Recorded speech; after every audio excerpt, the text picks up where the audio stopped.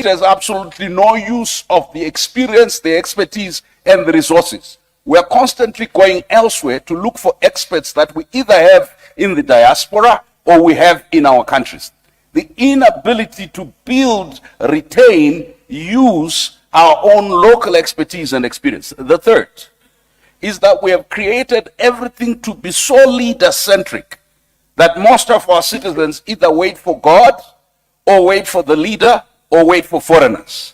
And the day must come in Africa where Pan-Africanism is Pan-Africanism of the people. No matter how brilliant institutions are, continental or regional, as long as they are not nourished by the ideas of African intellectuals, African artists and activists. But there is hope. Many of you may not see it as hope. The dominance of Afrobeat and Afropop in the world today, sending a message. If that can be used as a vehicle of cultural regeneration, if what the young people have been able to do with tech can be used as a way of reimagining, then what we're talking about as a phenomenon will end. The third is that we can't keep sending all our people. I know that is maybe brain gain for some people. We can't keep sending all our young people to Europe, to America, and elsewhere without creating pathways back. Why? Frantz Fanon said they realized that the empire or the center came and took the best from amongst us and took them to their best institutions, and they emptied them of their own culture and their own sense of being, and they filled them with ideas of how to be good Europeans and Americans. And when they returned, their kith and kin realized that their children had not come back. What had come back were echoes of the empire. You and I, having had the opportunities to serve outside our continent, when we return, we are not trying to establish little Europe's, little France, little America. There must be an authentic way. That's why Rwanda's revolution is not only leadership. It is homegrown solutions, not for Rwanda only, but for the whole world, not just for Africa. We cannot assert ourselves culturally, intellectually, spiritually, as long as we are leprous and dependent. Good morning, good afternoon, good evening, and good night, great Biafrans and lovers of freedom. This is Radio Biafra House of Service coming to you through Radio Biafra London. My name remains Mazi, Chinedu from Olo province of Biafra London. We are here live and direct. Today is the 17th day of November 2023. I welcome each and every one of you to welcome your friends and well-wishers. Even do not deny your enemies listening to this hallowed platform. Do not deny them. Your enmity with them should be apart. Once it comes to the spreading of the awakening, the enlightenment, through Radio Biafra London, please invite your friends and your enemies. Do not deny them. Because when your enemies fail to listen to this hallowed platform, they can find it difficult in order to join in this era of awakening. And also, it might affect you indirectly another day. Therefore, this Radio Biafra London is the voice of liberation, a revolutionary radio instituted by Mazi Kano, who is the supreme leader of the indigenous people of Biafra, but still in the enemy dungeon. In the Nigerian DSS, Nigerian Secret Police, solitary confinement, illegally, because Mazi Kano was renditioned from Kenya down to Nigeria with the explicit backing of the British government. Explicit backing of the British government, who Mazi Kano is also holding their passport as a British national, a naturalized national, but they failed to protect him. They failed to give him his right. Instead, they planned and renditioned him from Kenya down to Nigeria in 2021, going to 3 years now, 2 years plus. They committed international crime against Biafra, against Mazi Nnamdi Kanu, against IPOB, the indigenous people of Biafra, against the international charter which they claim to be upholding. Because Mazi Nnamdi Kanu committed no crime. He is only soliciting through IPOB for for self-determination through a referendum, which is a legitimate way of fighting for our freedom. Do you understand me? But Britain, against all protocols, against all rights, they did what they did, backing evil governments. That is how they behave. But in the United Kingdom, they maintain a very civilized country or system, I should say. But outside UK, British government becomes animal. Their behavior is highly animalistic. Once it's outside the United Kingdom, they steal, they loot, they cause confusions, they massacre, they commit genocides, they poison, they commit every type of atrocities outside the United Kingdom in order to make sure that their citizens, they are okay. But they are the people that we continue lecturing the world about the rule of law, respect for the rule of law. All these are nonsense, garbage. Do you understand? Mazi Nnamdi Kanu is a case study. Remember that British governments protected the criminal in the name of Omar Diko in the 1980s, either 83 or 84. When the then Nigerian head of state, who is also Buhari, as a military head of state, tried to rendition him from Britain without going through the extradition process. But the people they were caught in Britain and they suffered it. That also led to Britain having diplomatic rules for many years with Nigeria. And they jailed the people that they caught responsible. But today they commit this worst crime even, because they rendition Mazi Nnamdi Kanu, a British passport holder, to Nigeria. Remember that Omar Diko was never a British national, he was never a British citizen, but he steal money and pack it down to Britain. So Britain protects a criminal. That is who they are. We know them. You know, as Mazi Nnamdi Kanu has been saying, we will defeat Britain with superior argument. We shall defeat Britain with superior argument. We wear them down with superior argument. And they will hands down. You know, there is no way lies and evil will last forever. It doesn't matter how long it takes. Lies will never stand the test of time. Our eyes are now opening to the reality facing us. Therefore, that is why we will double our effort in making sure that Biafra is restored. Because that is our destiny. Biafra is who we are. Mazi Nnamdi Kanu, remember, he was on the 13th day of October 2022. He was discharged and acquitted by the Nigerian Appeal Court. Remember. But Nigerian government being a banana republic, they disobeyed the court order, they flouted it, and they said no, because they have the power. You know what I said yesterday, the day before yesterday, about the court judgment, the Supreme Court judgment that is against the British government, that they should never send any asylum seeker down to Rwanda.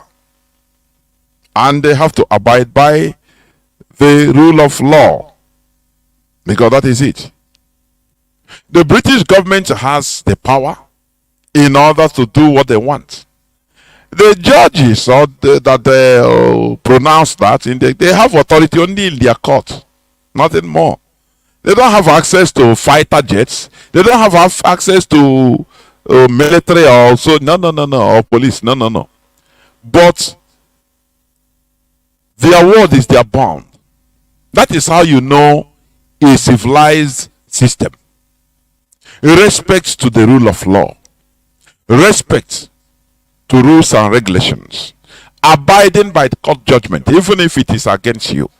That is how a responsible government or a civilized system behaves.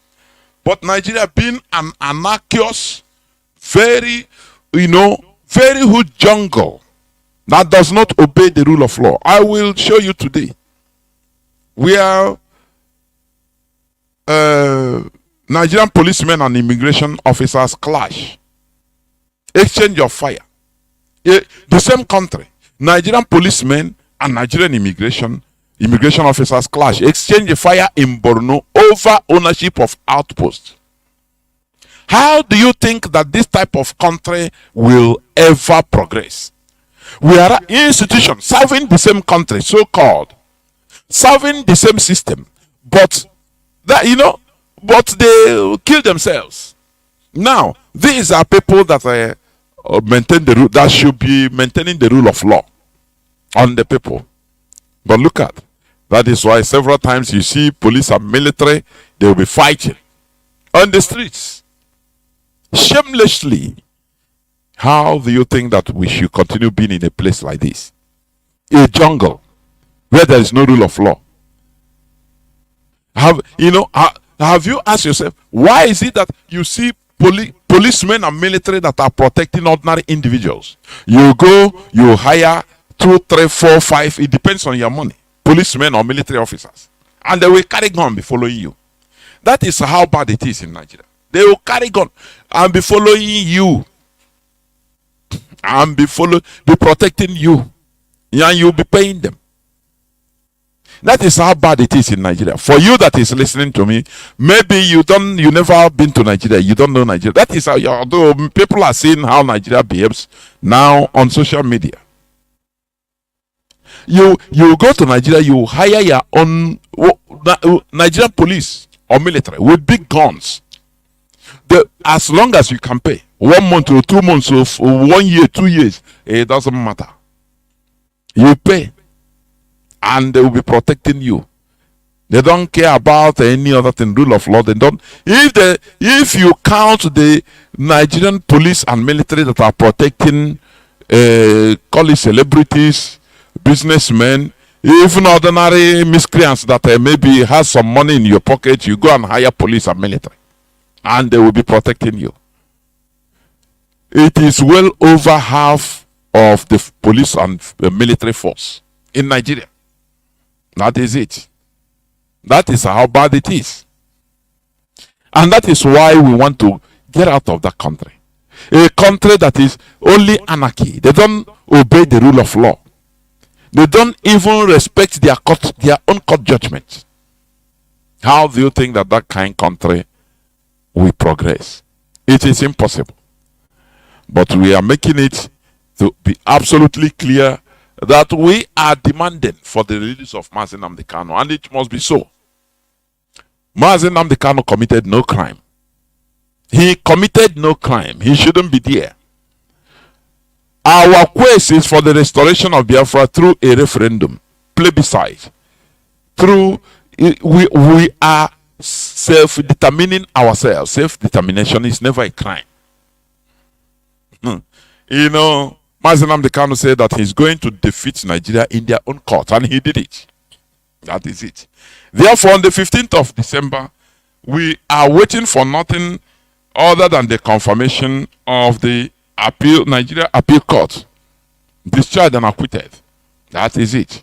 Because Mazi Nnamdi Kanu is illegally detained in Nigeria. He was renditioned, remember, which is number one illegality. Nigeria scored an offside goal. And there is no way, it doesn't matter how they interpret it, there is no way an offside goal will be a goal, will be counted as a goal. It's impossible. It's impossible. Therefore, we must continue doing what we are doing, doubling, quadrupling our efforts It doesn't matter the fight of the enemy, the detractors, but we must continue. Therefore, once again, I welcome each and every one of you to welcome your friends, and where we shall start Abobochi Orie, being the 17th day of November 2023. Draw nearer to your listening devices. Our radio is now in Ebony, speaking in Ebony. Our FM 102.1. In many other places of Biafra land, you can hear our voice. And do not forget that tomorrow is the fundraising day. The fundraising day stroke. The same tomorrow, the launching of our in Padova, our liaison center in Padova, Italy. Therefore, please do not forget. We must continue in what we are doing, because this Biafra restoration is our life. You understand? Now, let me continue, because we are going to talk on general issues today. But let me start by just pricking your conscience, which you have been saying here, about the discovery made in Lokpanta, by the Abia State governor. The 70 corpses, decomposing corpses. Among the 70, you have 20 headless. Their heads were chopped off. We are killed in a most gruesome manner. And other countless, the description is countless skeleton. Countless, which means it can be thousands or hundreds of thousands. You understand? That is countless. That is the way it is being described. And everything everywhere is quiet. You don't hear all this in the Nigerian mainstream media. It doesn't make any fuss. People don't make noise about it.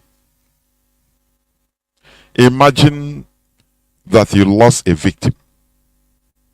And not only that, we have mass burial sites discovered in parts of Anambra.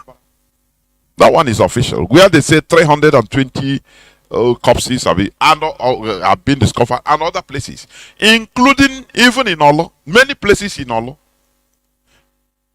There is a road if you are going from Olo town down to Mwe. There is a place we call Ugugidi. That gully, the amount of skeleton and corpses that are there is also uncountable. I am telling you. They kill every day. Most of them, man, he's a contracted criminals in a Bubuago uniform. They kill, they go there, they just throw the corpse inside the gully.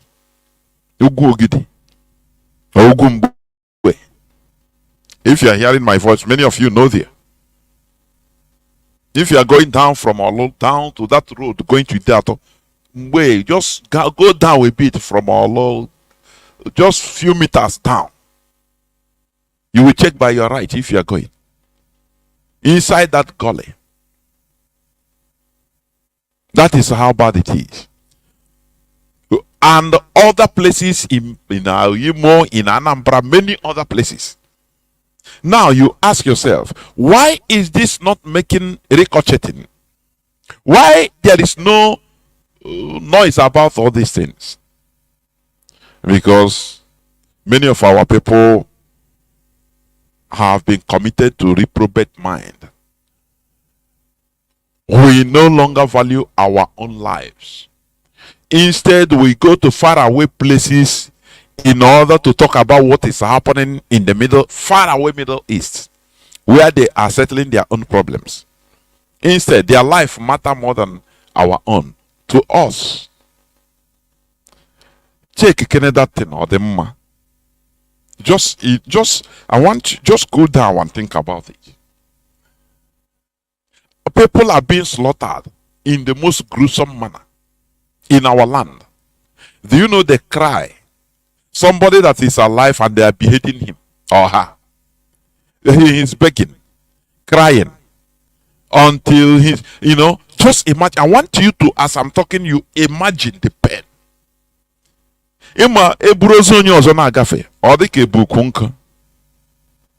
Imagine. But does it touch you? No.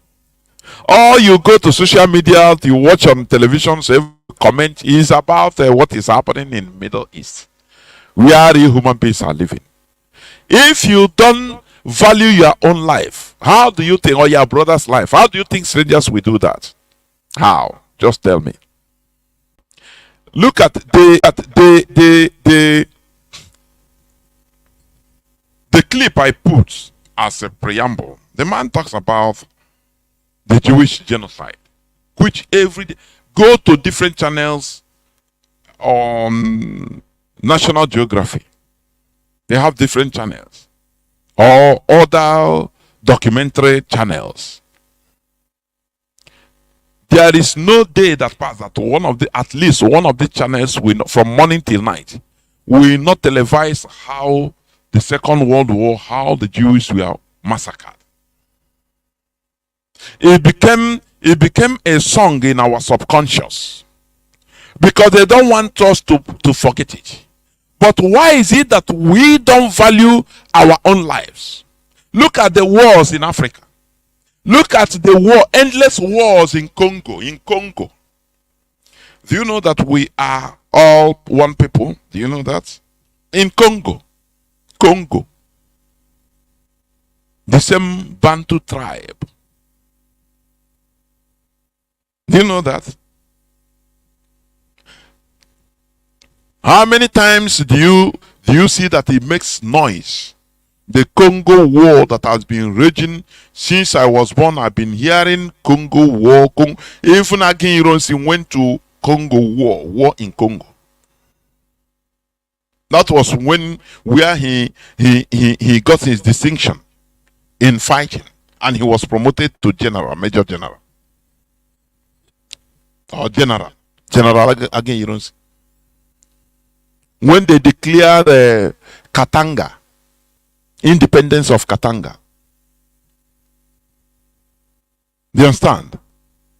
And they sent United Nations to go and crush them. That was one of the worst mistakes of Patrice Lumumba. You know the Europeans, they set trap for you. At independence, I think one Moishombe said no. He also need to declare Katanga as a nation, separate nation from Congo. And Patrice Lumumba said no. That is where they caught him. They set trap for him. Oh, you are looking for freedom, but you don't want others under you to look for freedom from you. That is why I love the wisdom of Mazi Nnamdi Kanu. I love it, honestly. You know what Mazi Nnamdi Kanu has been saying? Let us join together, but all of us, Ejo, Efik, all we brothers, and so that in order to get our independence first. Now, after because he said Biafra will be a nation state. Do you know what it means? There is nothing like this state. Talking about this state you are seeing, Imo State, and no. Everything will be abolished. We will go with our original identity. Igbo nation under Biafra.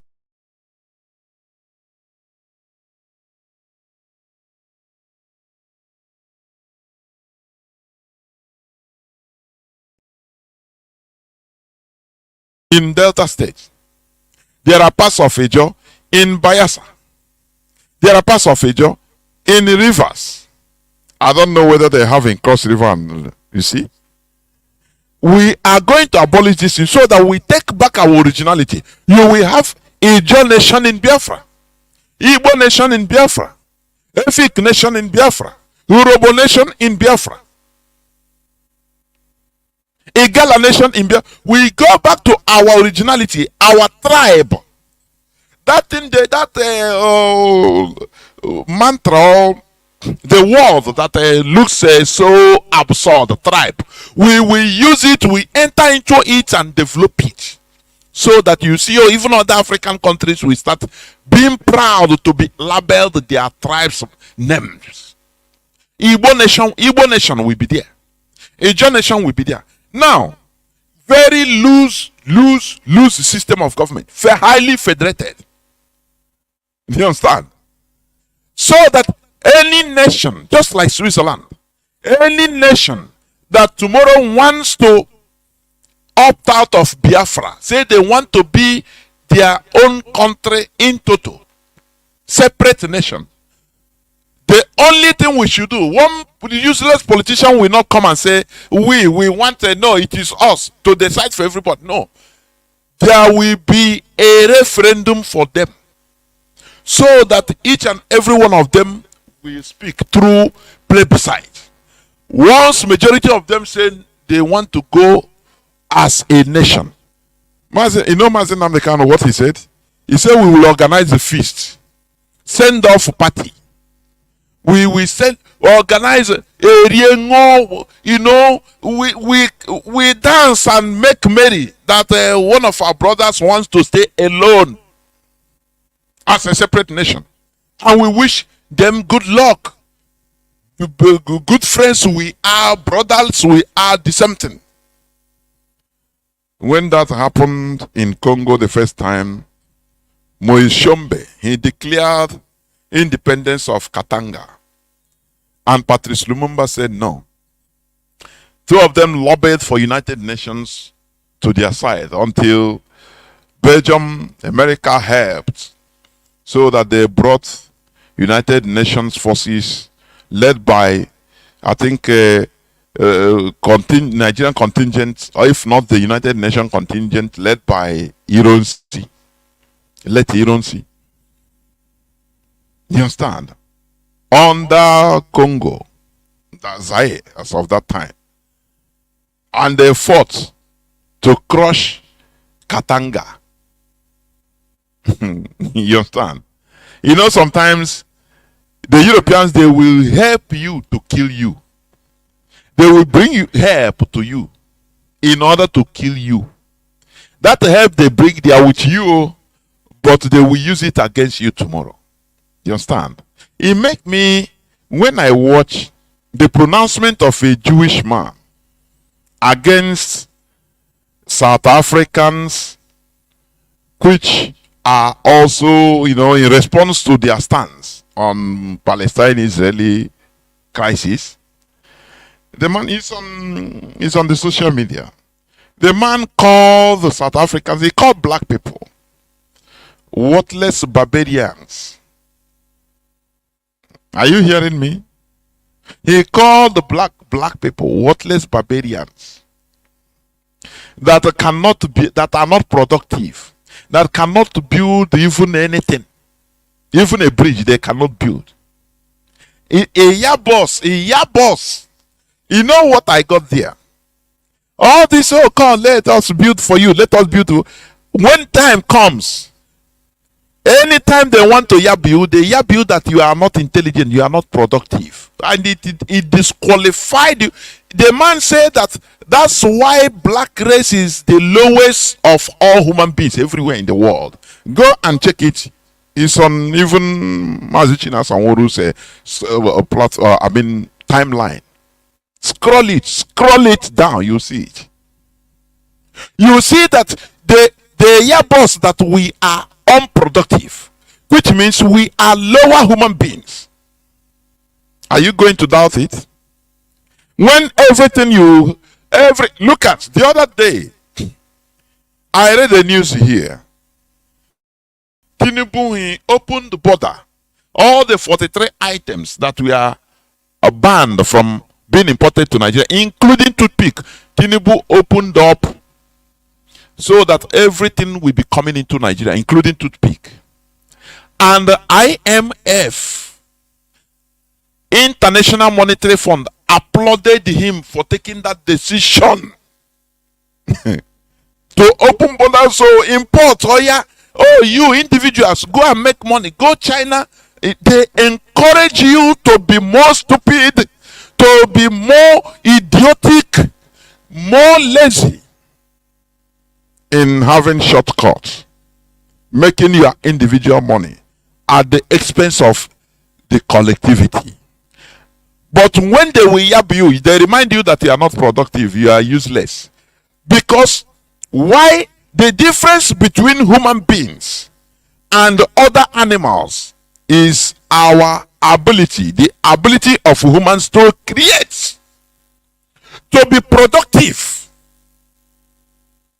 I don't know. I don't know. What differentiates us from goats, animals, other animals, lion, chimpanzee, is our ability as human beings to create. We are the only sapiens, beings, animals that are able to convert our language into technology. That is it. But when it comes to human being, we Africans are being helped to be lazy. We are being subdued through the system imposed on us in order to be dependent, like Atono, which the Bible call you. I'm not among. The Lord is your shepherd. You shall not want. Why would you want when you depend on China for toothpick as a sheep? That's why the man go there, you see it. He's on Mazi Chinedu's Facebook timeline. Scroll down, you will see. The man abused the black race. He's a Jewish man. He said you are unproductive in this world. That's why you are the lowest cadre of humanity. But when you are importing from China, importing from Turkey, you are making money, you are happy. You don't know that you are proving to be the lowest of the low. You understand? That's why IMF applauded Chinedu for making people, Nigerians, more lazy. Instead of going through, do you know that the hardest thing on earth is creativity, production, fabrication? That is it. If you don't have patience, you cannot do it. I used to say this: the aeroplane, if you enter aeroplane, I want to ride first class. You have paper money, you go and pay first class, and now you stay there, you command. Or if you are in economy class, you relax, commanding. Hey, a flight attendant, I need this. Give me this wine. Give me this. You are commanding. You put in options. You choose any option you want. Do you know what it took the pioneers of aviation to reach where they are today? Where we are today in aviation? Do you know that? Do you know? No. What you are seeing is a result. That is why black race, we have been relegated to looking for shortcuts. And this shortcut is negatively affecting our lives. That is why mostly we Igbo people, we Biafrans, many of us want shortcuts in everything we are doing. That is why even in this struggle, you see many people that fall out because they want shortcuts. They saw somebody that is doing cinema on social media. Oh, now hey, this is now they pursue him. Now we don't know what the idiot is doing. They are no more active. No. They want to shortcut. But let me tell you, there is no shortcut to freedom. You must pass through that. Today they have seen that by one chance. Most of them are complaining. We are inside them. We know what they are saying. Because that is how you are relegated. Shortcut on everything. That is why you cannot produce. Because you want shortcuts. Now that money you are going to use to start worrying yourself, building something that maybe you cannot even reap the good result. It will be in another generation. Instead, use that money. Now use that money. Go China. China. Result. It will be a shortcut. That is how it is. That is how we now became dependent on the shepherd, your Lord, which is the white people, the Asians, Chinese. You become dependent on them. You will not lack. Highest thing, you enter flight to go China, or you just command. They load the container. Or if you want, you just command, because people now in Germany, now you get where taste they. You get where in village where some I see some goods, so that is what you hear always. Some goods, then I send money, make I load everything now or before other people. They load the rubbish that others rejected and put inside container. Very easy. And you pay, and the people they are laughing us. You make money, you send they send the container to you now, a clear container. Very easy, shortcut. Let me tell you, there's no shortcut. There is no shortcut to progress. You must pass through that, very tedious journey of productivity. It's a very tedious journey. The first aircraft that was able to fly, I think 52 seconds by the Wright brothers, I think 1903. It was made of carton or paper, carton. That was the first manned flight recorded to fly for 52 seconds. The height is not up to 3 meters or 4 meters. Flying 52 seconds. They didn't stop there because the journey is tedious. When you see, aircraft like Concorde, when you see any type of Boeing with different options, jet fighters, it started with a paper, ordinary somebody, some people, do you know what? Some people, they will use feather, gum themselves at the back, and from a cliff, they will spread like bed, and thinking that all this in order to struggle to fly, they will crash and die. Others will continue. That is the hard journey, and that is how they are where they are today. But you want a shortcut, always shortcut. That's why when they hear enter Biafra, Biafra is going to come in 150 days, people follow because you want the shortcut. Ndiara, you want the shortcut. That shortcut that leads into destruction. Where the shortcuts leading us today? Importation of ordinary toothpick. How can you finance school children?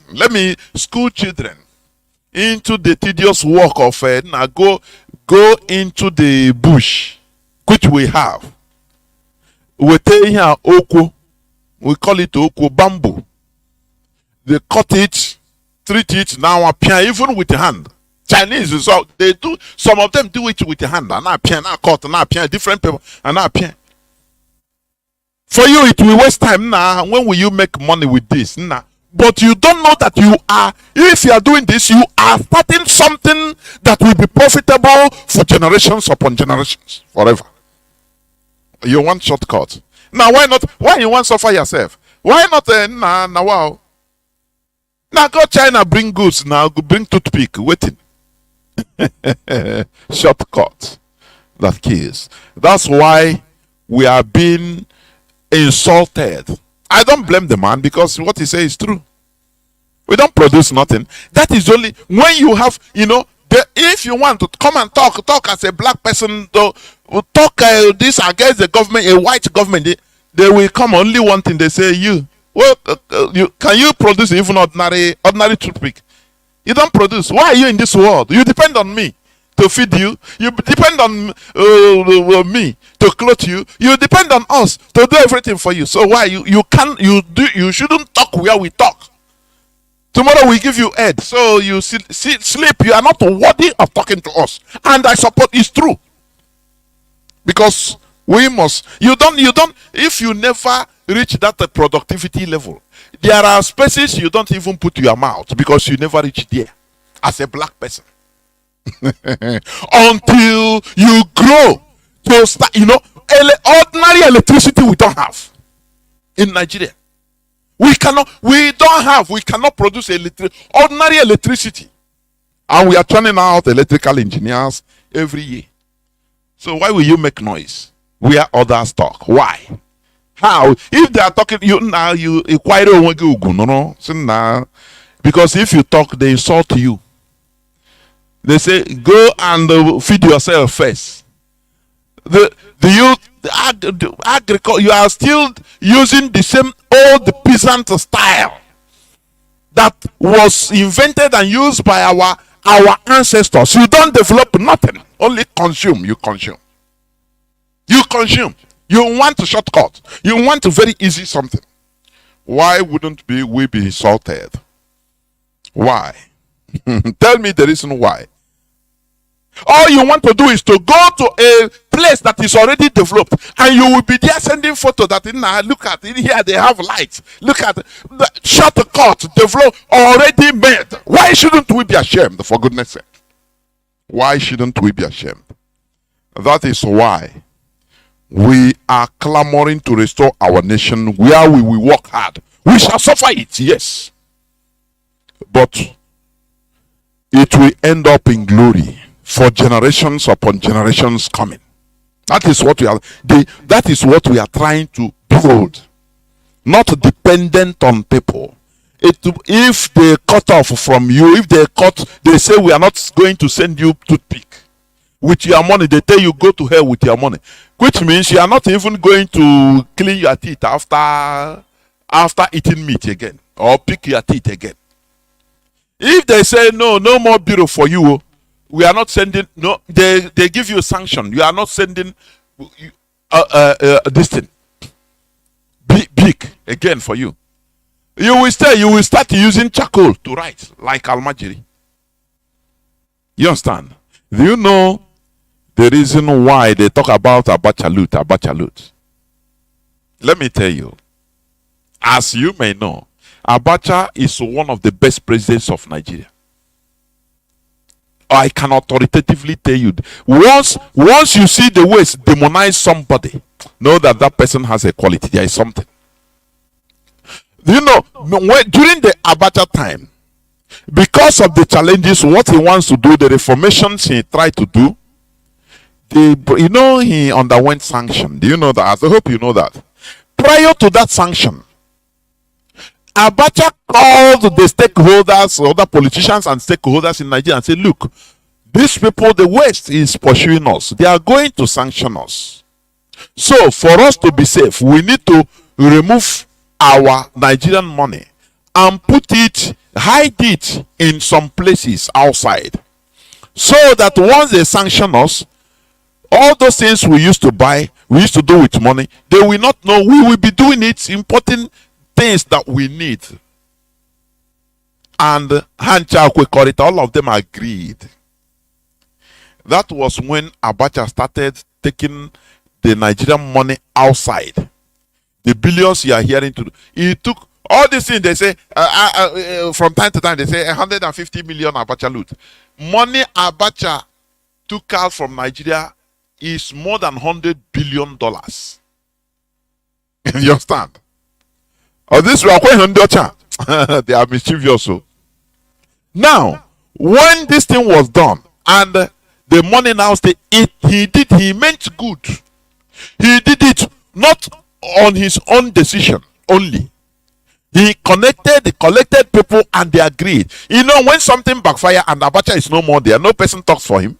He is no more there. Now everybody talk. Oh, he is a criminal. Oh, he is this and that. BBC come bring the thing, add the voice. CNN is Abacha. Now the money they are bringing is just a fraction of what was taken out. A fraction. Oh, I'm telling you. That is why we are the most wretched of the earth. The most wretched of the earth we are. Because we are stupid. I am telling you. You see, many of all these politicians you are seeing today, all the politicians, they know this. And they will not talk. Because the West felt that Abacha, they labeled him a fascist. A fascist. which he is not. Because any person that is trying to protect his own land, to work for his people, the West will label you evil, as they labeled Idi Amin. Don't you see how they killed former Hugo Chavez, former Venezuelan president Hugo Chavez? Don't you see how they slaughtered him, how they poisoned him quietly, and he died? Because Hugo Chavez, if not he's an indigenous American tribe. He came from a poor family. He rose up from a poor family. He was a shoe shiner. He shined shoe as a child, and he rose up through labor union in Venezuela. He suffered, and he understood what is suffering. He understood what the people are suffering. Now, anything that is the Western Hemisphere, how do you call it, with the Americas? United States is because it's an agreement. They say they are in charge. So when they approach him, when he became the president, for him to do their biddings, to serve their wish, Hugo Chavez refused. That was his problem with George Bush. That was why Hugo Chavez hated America. He hated America with all his might. He started working for his people, building infrastructures in Venezuela for his people, for the people. And America, they don't like it. Why should you work for your people? You have to maintain America interest first before your people. Hugo Chavez said no. That's why I say Hugo Chavez hated George Bush. He used to call George Bush Satan, demon. Openly, don't hide it, because you know what they are going in secret, in the backyard. He hate them, and they poisoned him. You see that?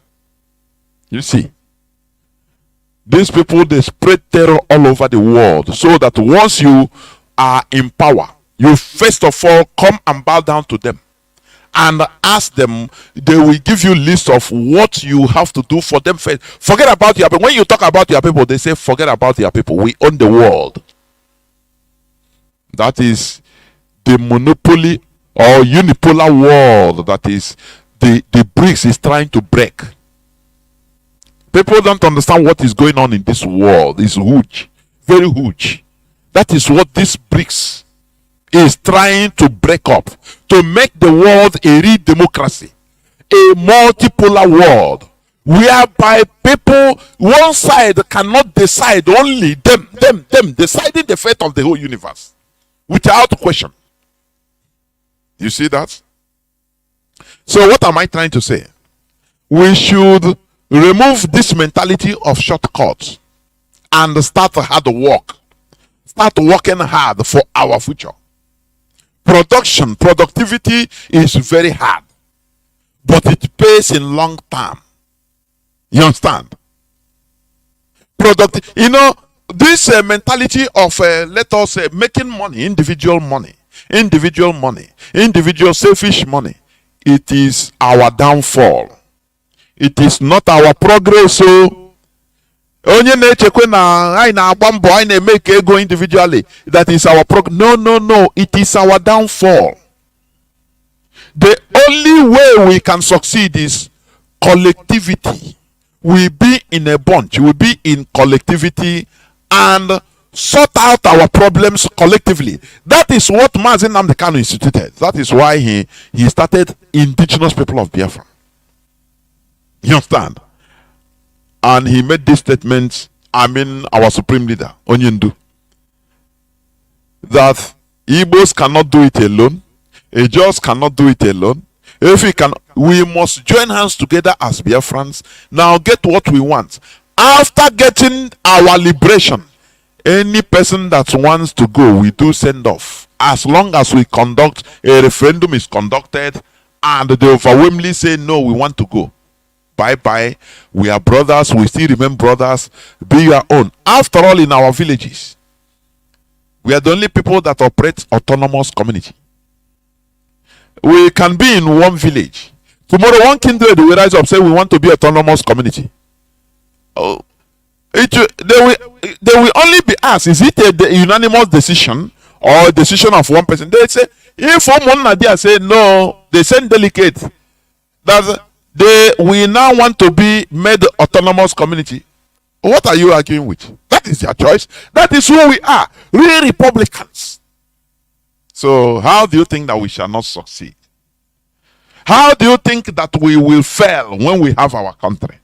We will run a type of government that will baffle the West. That is why they are fighting, to make sure that we don't get Biafra. You see it? Because they know that beast, that dreaded beast has risen, and never to go back to the cage.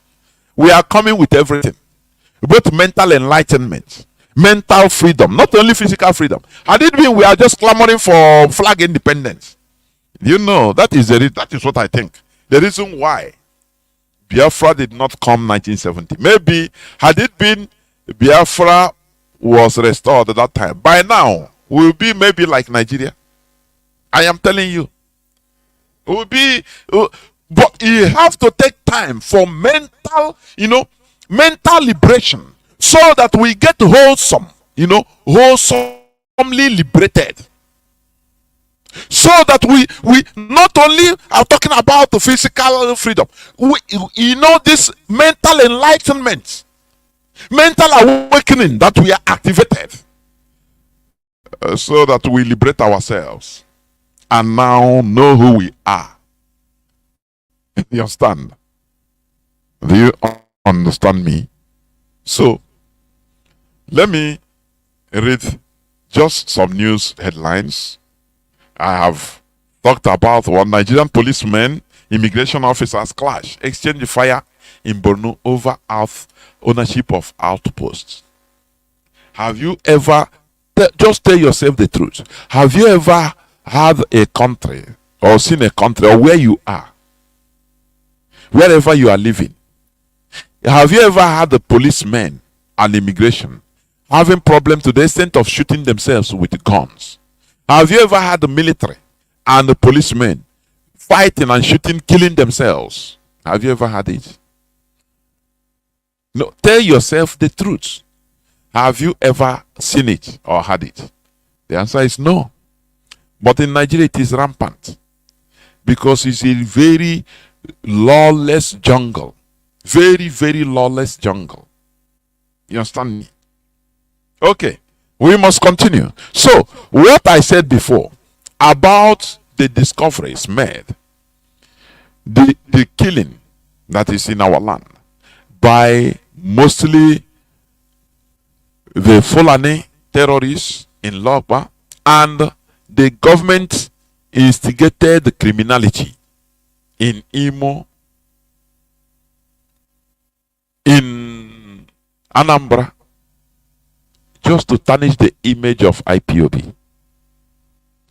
And there is no noise, no fuse about it.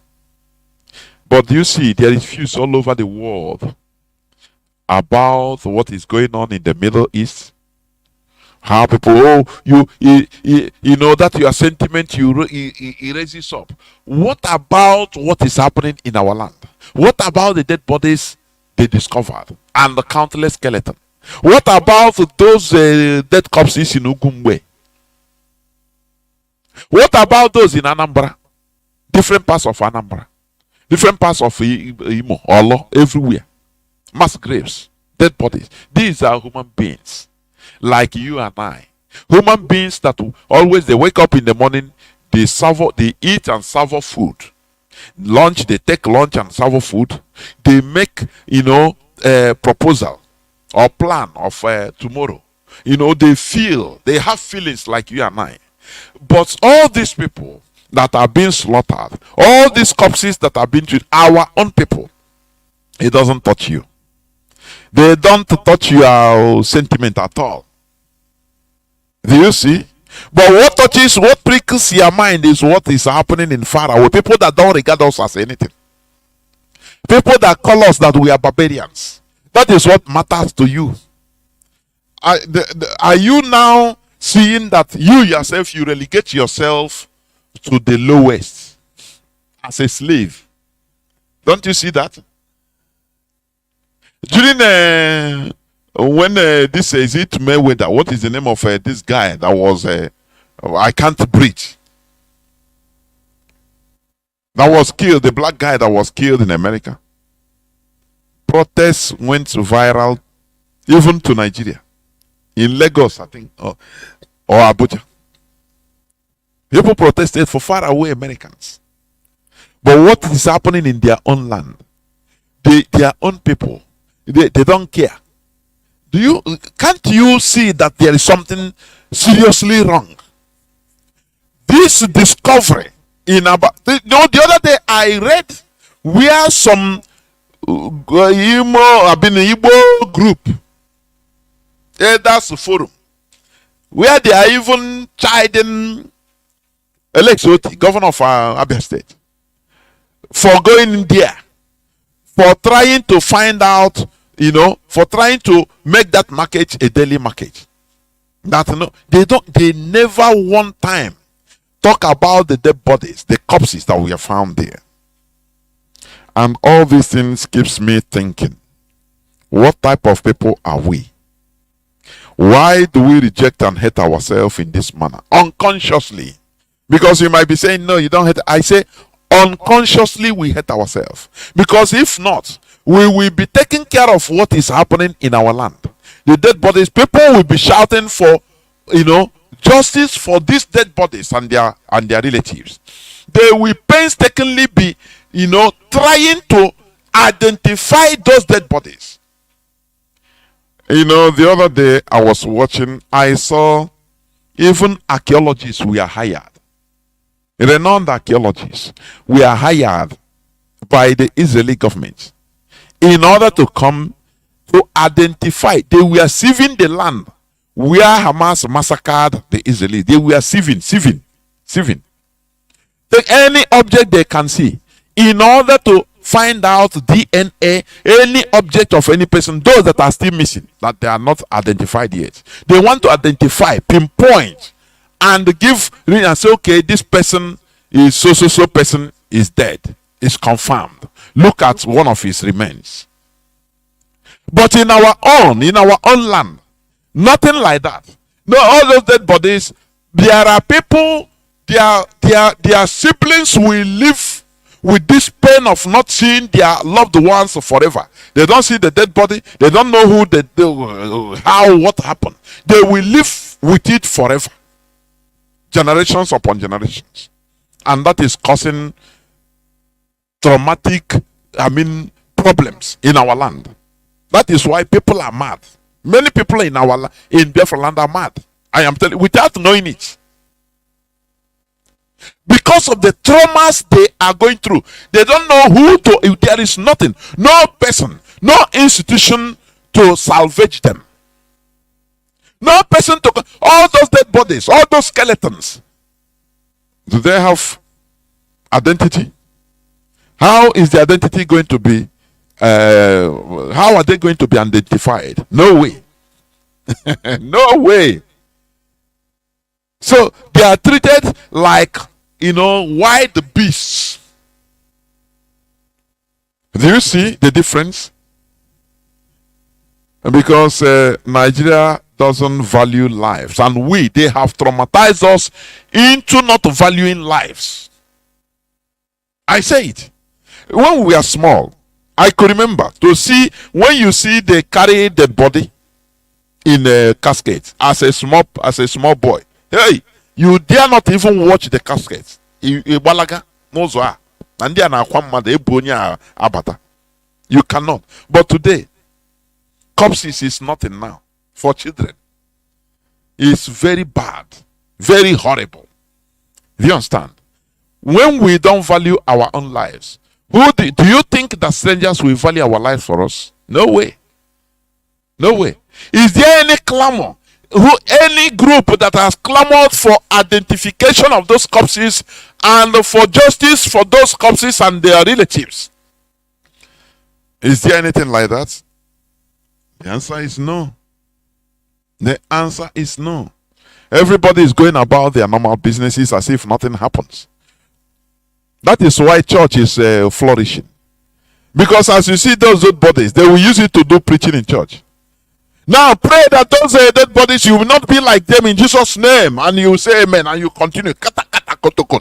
Because you are praying to be safe. Only you and your family. That all those people that died, it doesn't matter. That they are not your portion. Do you see why we must always talk about this religion that brought selfishness in our lives?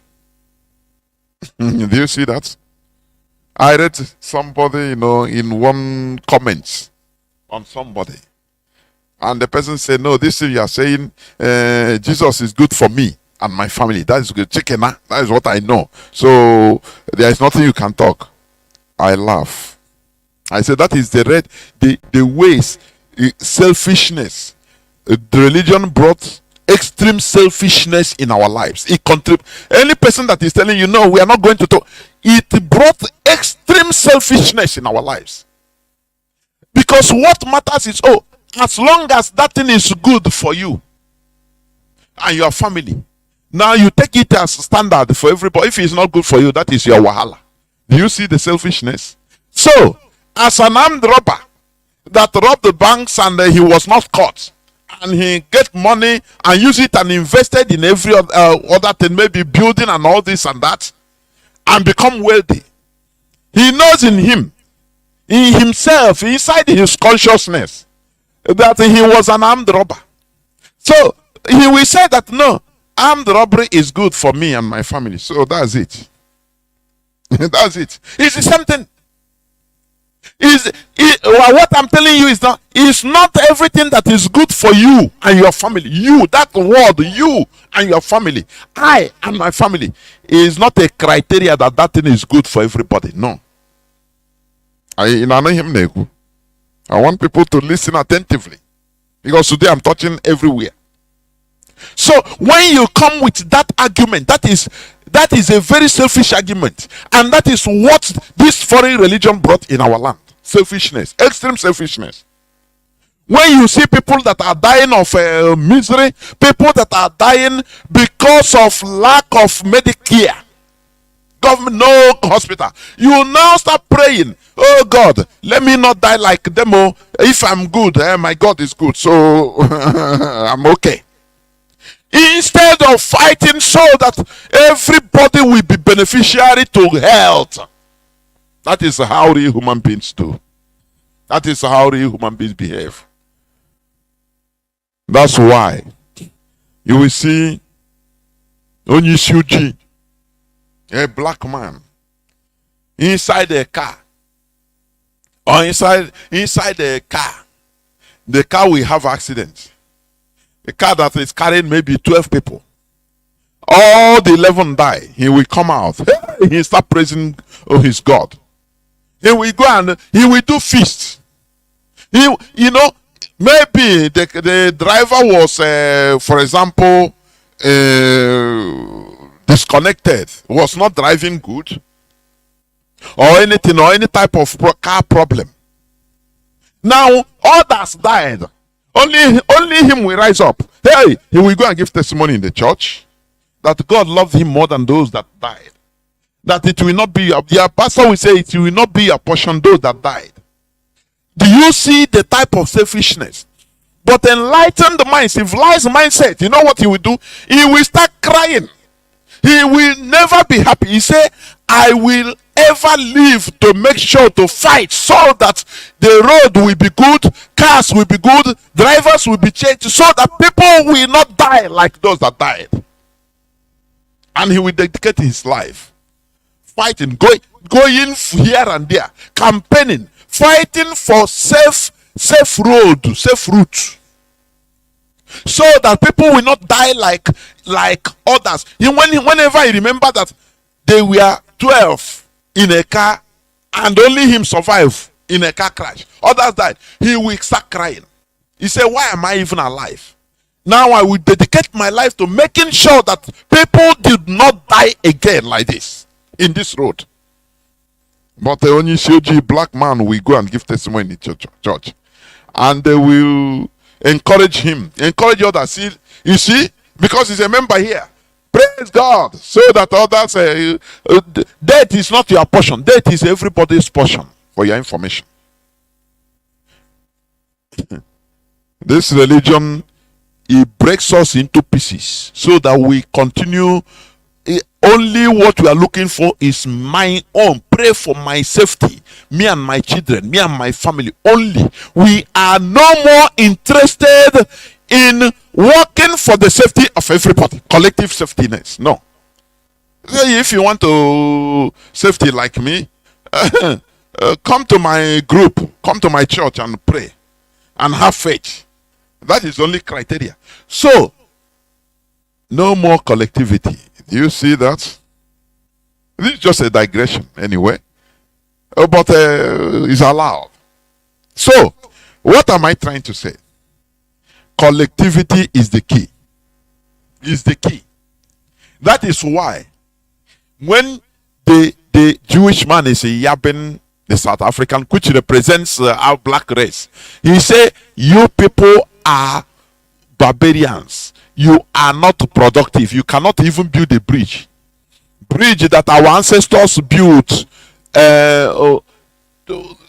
7,000 years back. That we are now lazy, that we cannot even build a bridge, that we import toothpick. We import everything. The clothes you are wearing, just go, if you are in the zoo, just enter into your parlor, in your house, check the whole gadgets, from paper or everything. How many of those things are manufactured in Nigeria? Oh, say Tigon. Check, as you are listening to me, from the phone you are using, the clothes you are using, you are wearing, the pants you are wearing, the glasses you are wearing, the cap you are wearing, the half shimi you are wearing as a lady, everything, your shoe, how many of them are manufactured in Nigeria? How many? There you know that we are Aigurago. It is only Biafra that will save us, so that we start it in a hard way. Some people think that, oh, once Biafra come, it will be a bed of roses. Yes, it will be in a hard way. Mazi the Kanu say we build Biafra day and night for 75 years, non-stop, day and night. People will work. We will change our mentality. This lazy mentality of not working, shortcut. There is no shortcut. If you look for shortcut, the only thing is that new prisons will be, gigantic prisons will be built. Those lazy people, you go inside prison and learn the hard way.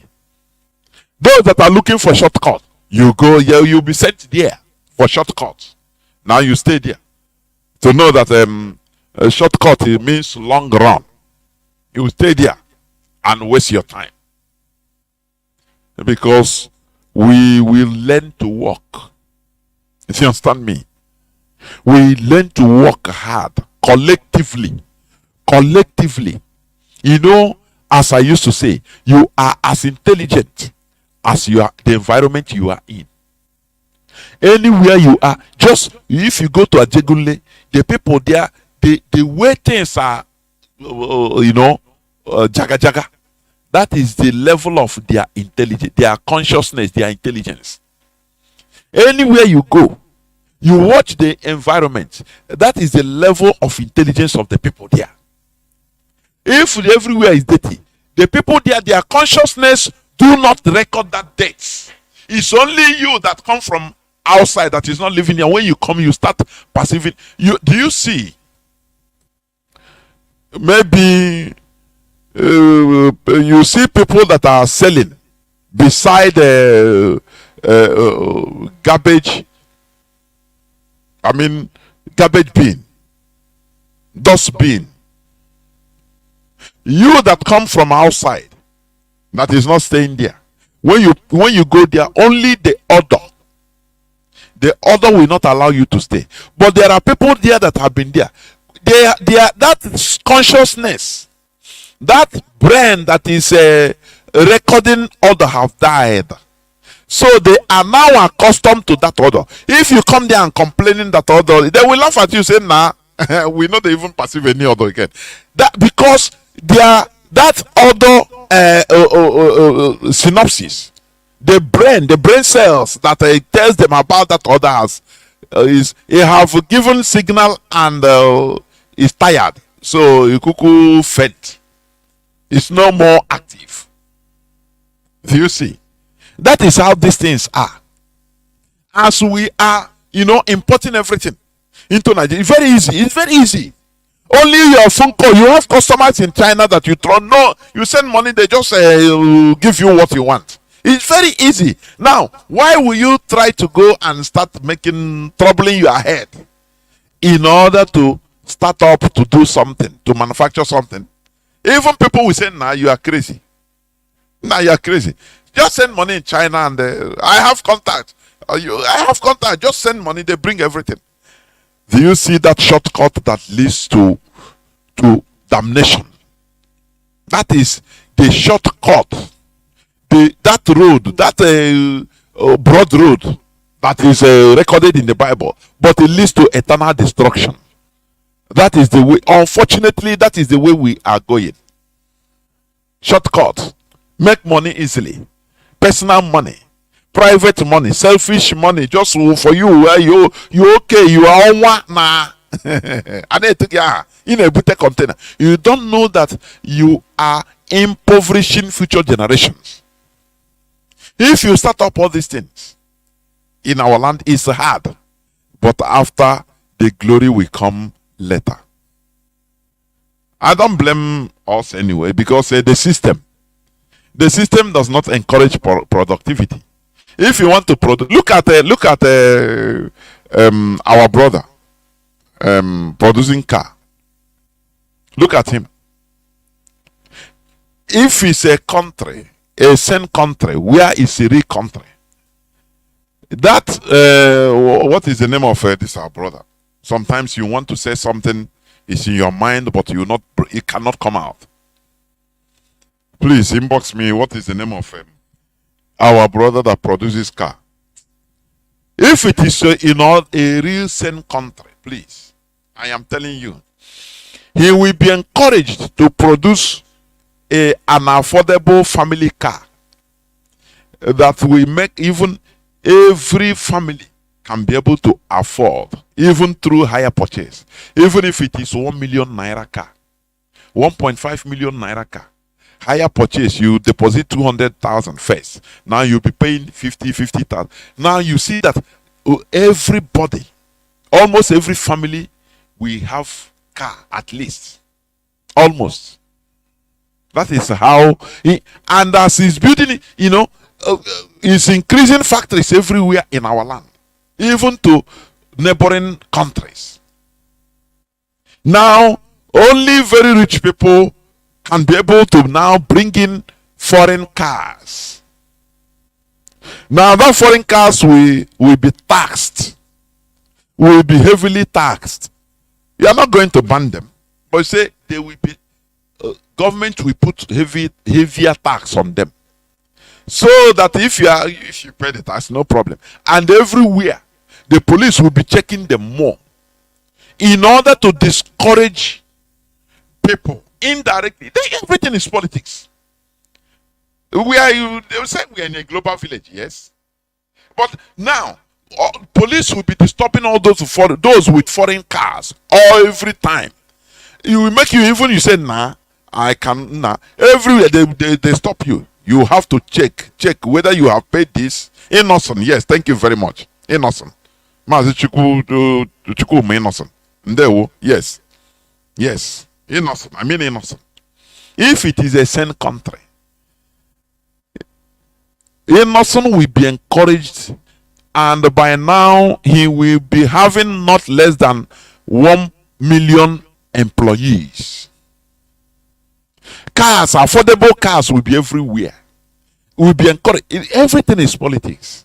We are not going to say no, we are not going to import. But when you import, taxes are there. Import duties will be there waiting for you. That's number one. Now after, there are things that will be exempted for internally produced car. You will not be paying. You understand? Internally produce the car, locally manufacture the car. There are some things that they will be exempted from paying. But once they see Mercedes, Peugeot, and others, they will, hey, oh yeah, where is this? Where? That disturbance can cause the person, discourage the person, say, nah, I'm gonna locally made. That is how other countries are behaving, including India. Do you understand? It's politics. It's politics. But Nigeria, because we are in Nigeria, they try to stifle innocent. After all, they made sure to not to, Ezekiel Izuog, not to even produce his car before he died. Now innocent now is engaged, and as an Igbo man, he is being stifled. Our people don't understand that. Look, our capacities are limited in Nigeria. It is a policy. It's a British policy that they transfer to the Fulani Caliphate. Our capacities are limited in Nigeria. In Nigeria, the ceiling is our limit. But if we are independent, the sky will become our limit. You understand? That sky becomes our limit. Do you understand me? Ezekiel Izuog built a car that is neither using battery, nothing like gas or any fuel to fuel it. It's just going like that. And they can have a lifespan of minimum of 50 years. 50. Britain, they say, oh boy, this man, Japan, they have come again. No, the real Japan has caused us enormous destruction, competition. Now these people want to come again. They used the the Nigerian heads of state that time, to rubbish everything. They stole the blueprint, and the man died without producing his dream car. Only one sample he did. Affordable car that by now people, you will not be boasting about car. I bought a car. Now you see an Igbo man buy with a tukumbo boasting. It's a very big shame to us. Very, very big shame. Something that we can do and put a jara. Now when we have the second-hand dustbin one like that, now we start boasting with it. It makes me feel ashamed. That's why the insult of that Jewish man should spur us into action. It should spur us into action more what we are doing. To put more effort in order to restore our nation. So that we can exhibit that we are also part of this mainstream world. Not every time any of them that vex will insult us that we are the garbage of the world, that we cannot produce nothing, that we don't know how to we import everything. Do you think that importation of finished products is a positive, is good? That is where they insult you. Go and talk with, for example, a Spanish man. Have a problem with him. If he vex, he tell you, say, look, I'm feeding you. What do you produce in your country? Do you know how to produce even ordinary paper? Do you know? Once he tell you that, what are you unless you are shameless now, because there are people that don't even know what that thing means, that insult. If he tell you, hey, go to your land, go to Africa where you cannot produce, you only consumer. That is why you are the last anywhere you are, even America. You are the least, you rubbish you are, because you cannot produce. What will you say? What will you say? Are you going to continue fighting? Say no, this one is not me. You on the na we here a podia. Say na onya gwara m eziokwu. Do you see why collectivity is the best? Collective development is the best, not selfishness. Even that insult, he can insult even Dangote as a billionaire. It doesn't matter. His money doesn't exempt him from being African, from being unproductive. Or he's general. The same, I have told you, Dangote said, I had him direct. He said he never travels with Nigerian passport because it's an embarrassment. He traveled with Nigerian passport at the early time, or he started receiving the type of embarrassment that is unbearable, and he stopped it. He started using foreign passports. So, are we going to continue hiding till when? Are we going to continue dodging till when? That is why we have to face the reality. Face this fact. Face it. We face it. No shortcut. Stop a shortcut. Shortcut leads to the eternal damnation. You see it with people that are following. Once the rendition Mazi Nnamdi Kanu, they give them shortcuts. Now there is another way to do it. Now, hey, this man is this now. Okay, now. Now, he will give you Biafra in another 150 days. Now, you see people shortcut because they are people of shortcuts. Always shortcuts. But what they are meeting now is shortcut is the same shortcut that is leading our people to flood into religion. Because they want shortcut, miracle. Miracle money. Miracle. You go to church, they tell you, there is a, I pray and somebody entered the toilet in Germany and saw himself in France. In the toilet in France and come out. Because he doesn't have paper. You know that you need shortcut always. You don't have to go to the pain of getting visa. Because for you, you don't have money. You don't. Now it's shortcut. You believe. Do you see how they scam you?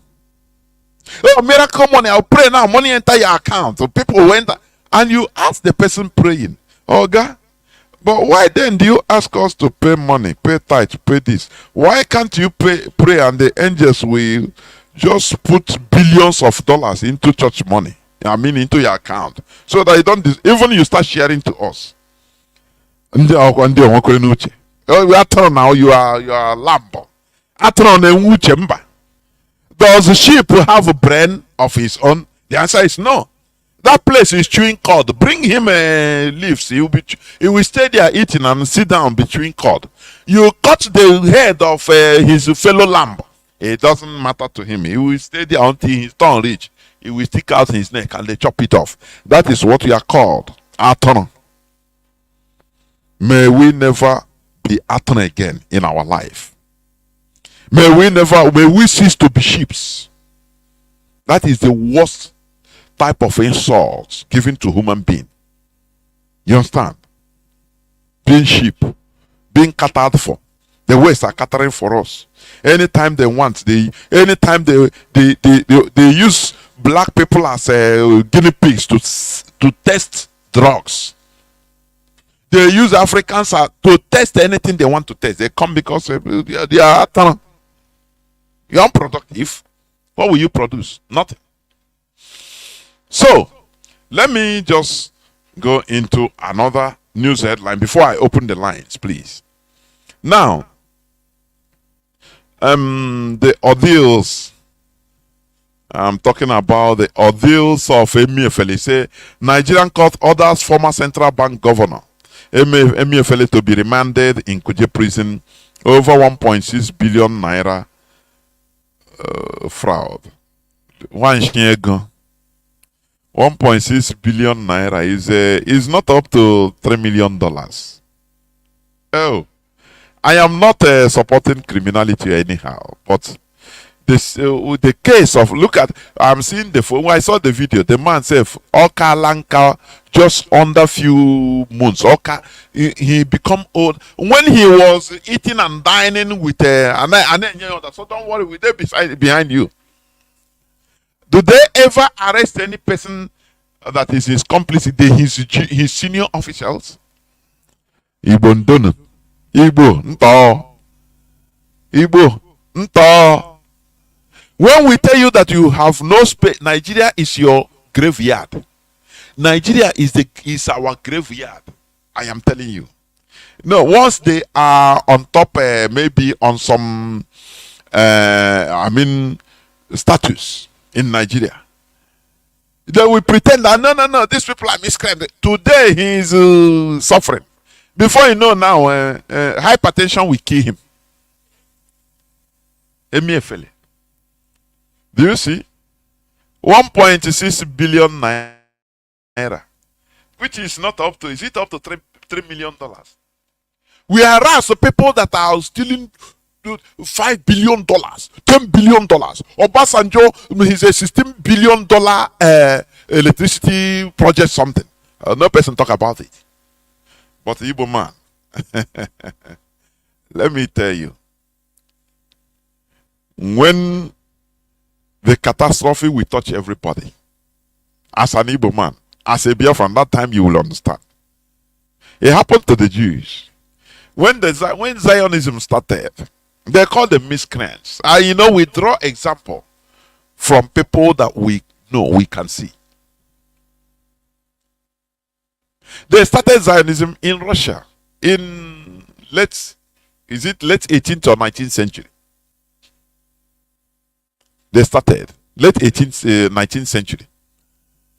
And people that are Jewish Europeans that are on top, or maybe some of them are doctors that are, medical doctors, specialist doctors to the king or queen or president of their countries of abode. Some are, financial, some are big businessmen that are treating with kings and queens of different countries. Some are wealthy, very wealthy men and women. They felt that no, these people that started designers, they are miscreants. So I beg, man, no, bring waiting be that. Me, I'm an European. In Europe, we stand. No matter that I'm a Jew, but in Europe, we stand. They call those people miscreants. If they are doing something, they don't care. They say, no, this don't reach here. Me, do you know me? I'm a cabinet minister of Austro-Hungarian queen. So don't ever carry this your Zionism, go your way. They now, separated themselves into these are small boys, miscreants, that jobless people. Shouting Zionism. Where are you going? Our dream is here in Europe. We build it. With thinking that is how life is. Until the Second World War. When 1935, it started. When Hitler entered power, because Second World War started 1939. But 1935, Hitler entered power. The Mazi, they entered power. They were elected into office. Hey! He started by closing the businesses of Jews, dealing with them, seizing their guns, telling them surrender your guns anywhere you are. Now, people with foresight started running out of Germany. Some running out of Europe completely. Do you know that there was I think 1938, before, when anti-Semitism was too high, one ship, is it Queen Anne, or there is I've forgotten the name of that very huge ship, loaded Jews, European Jews that were running away, refugees. They went to, I think, Kingston. We are rejected. They went to America. America turned the ship. They didn't allow it to bet. Do you hear me? Oh, these are, when we are talking of history, you will not know now, because what you are dealing with sentiment. America rejected with thousands of Jews on board. He rejected the ship. He said no Jews can enter this land, or this America. They have too many of them. You understand? He go to different Americas. They say no, they were not allowed to bet. They have to go back to Belgium, sail across Atlantic again to Belgium, and Belgium accepted them. That is where they betted. Do you know that many of all those Jews during the Second World War, they were massacred anyway? That run away for their dear lives, they were still massacred because Belgium was engulfed. But all these things they will not tell to you in a normal mainstream history. It's when you search, you find. You understand? So what am I trying to say? Now, it was when Hitler take over Germany that he started implementing anti-Jewish policies. Open. Those that billionaire Jewish that we are calling Zionists miscreant and jobless, they were now rendered impotent. They don't discriminate. Whether you are a wealthy Jew, whether you are a doctor, they now start dealing with all of them. Now they now understand, say, oh boy, these small boys, they were correct too. But it was too late for many of them because they could no longer run away. It led to their slaughter. Highly educated, both intellectuals, Jewish intellectuals in Europe, both doctors, professionals, they were slaughtered. And after the war, the little that remain of them, they say, oh boy, where is Zionism? Let us. Do you see? That is why I always agree with one of our brothers, a media warrior. He said it is only collective catastrophe, collective, that will bind us. Do you see the way collective catastrophe binded our people? And they look for, they mandated Ojukwu, 1966.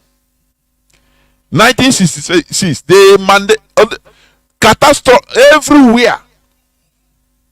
We are hot for every Biafran. Not only Igbo people. When I talk about Igbo people, both Ijo, everybody. We are hot. Even in Yoruba land. So now they have to come down. They held Ojukwu hostage and say, you must declare Biafra because we are no more in Nigeria. Ojukwu want to make noise. They say, he want to say something. We are not asking you for your opinion. We, the people, will say it. If you cannot do it, you better run away from this office. Now we look for somebody that can do it for us. Do you see how people think that Odimegwu Ojukwu didn't ever wanted to negotiate so that to avoid war? It is the people, because of the catastrophe that it concerns everybody. Both billionaires or people that are in Ugwu also. Both people that are serving generals, we are slaughtered. People that thought that they were in government, as Igbo, all of them, no discrimination. They take everybody. They took everybody. And the remaining people came and say, oh boy, we are no more safe in Nigeria. So that time, Colonel Odimegwu Ojukwu was the governor of Eastern region, or the administrator. The people gathered and mandated him by force.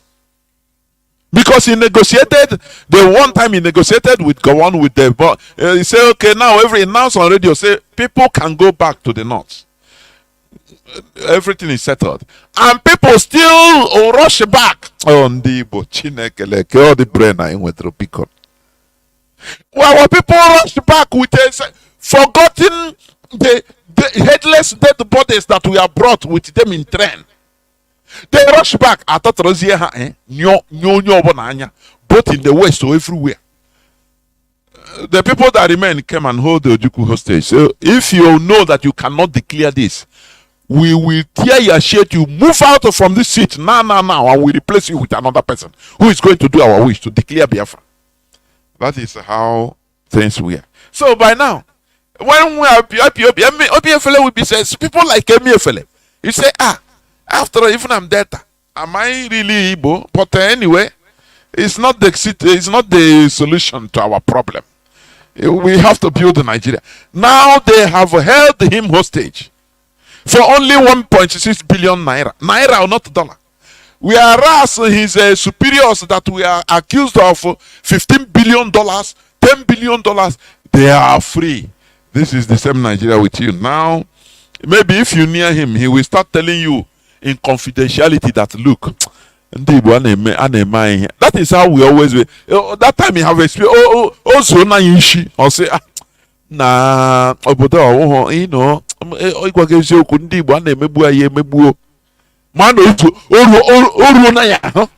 Okuwezie, Oga Kwekuchikwe, Yankonyo also na ya because say one Nigeria, you know. Yeah. But he will confide in you as his brother. So na ihe a wezi okwu. A na-emegbu anyị ihe anyị na-ahụ n'obodo a. Fight and let us go our way. We will not he will be afraid. Now he is inside. They reminded him in Kuje prison.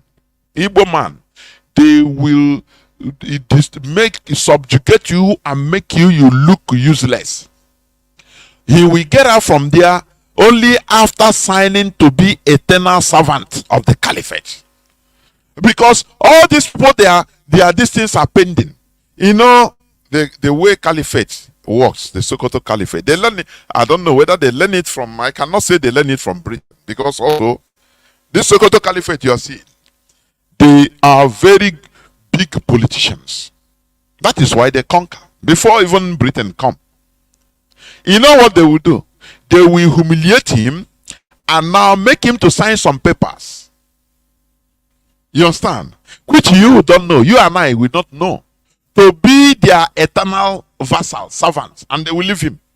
They will clap. Oh, he has been released. Tomorrow he will vie for office as a senator or as a governor in his country and in his state, and he will win. And he will be doing the biddings of the caliphate. You will not know that the time he was in jail. That's his life, that you are going to serve us. Even in future, we make you governor. You say, yes, no problem. I agree. That is what is holding people like Ojo Zokalo. When you see, oh, they are arrested, oh, they are accused of this and that, you don't know the back deal they got. After, they will push them to go and vie for office. And they will become a thorn in our flesh. And you'll be shouting. You don't know that that virus had been in him when he was in jail. And when he was accused of fraud. They are the people that will push you into committing this fraud, scam. Nah, chop not be you, because I beg sign. Not only him eat that money. They will push you, even if they will push you, force you to blackmail you tomorrow. They know. Will our people learn? People that love shortcuts. Shortcuts. Tomorrow he will come after being released. You don't know what he has signed.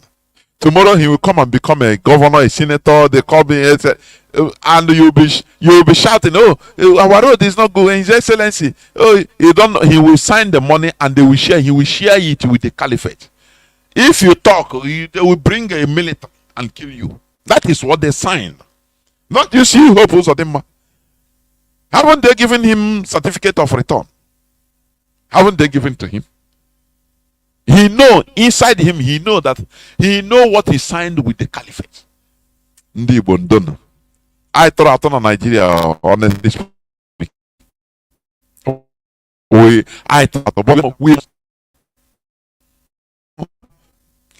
Let me read this last but not the least. Nigerian policeman used the POS machine to extort 20,000 naira from me. Said I looked like IPOB member. A businessman recounts. It's an Igbo man. You know, that is the way they operate. That is the way they kill. If he said them that time, they will kill him and say they have killed the ESN. Do you see? It's a non-entity that don't know or don't care about what we are doing. Because you will fall victim. You will not start telling them that, look, I am not IPOB, they will kill you. Do you think that, sabotaging what we are doing as an Igbo person will save you? Once they corner you, police corner you, and they requested money from you, you don't have, they say you are an IPOB member. You say, no, even I help to flush out IPOB, they will kill you. And say, even you are ESN. So, every Igbo, you are an indigenous person of Biafra, whether you like it or not. Anytime many people that are being slaughtered, many of our young men and women that are being killed today by the Nigerian police, many of them even don't know anything about IPOB. I say most of them are not even, they don't even know anything about IPOB. But how will you deny? Once you are in their midst, you are an Igbo man, you are IPOB. Why not join hands together in order to support what we are doing? You will not do it because you are very hating. All that is waiting for you is it's on weekend for you to something very hard to happen to you, for you to now start wow, this country wow, so they hate Igbo man because that time if he's alive to tell the story. Any person that you hear is say, this country safe. Kewan this country. Look at what happened to me as an Igbo man. A man I say, Orutenagi. Now you can talk, Abi. But support IPOB even covertly or overtly, anyhow. Or you come and say, no, you don't concern me. Those that are saying you don't concern me, they are always the victims. You understand? Let me stop here so that I will go into few minutes break. So that when I come back, I will open the lines so that people will start calling.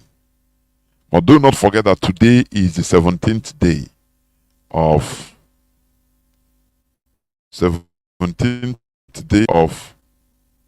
November 2023. Therefore, as I said, therefore, I will go into few minutes break so that when I come back, I will open the lines. Please do not go away. I will be right back. Do not go away.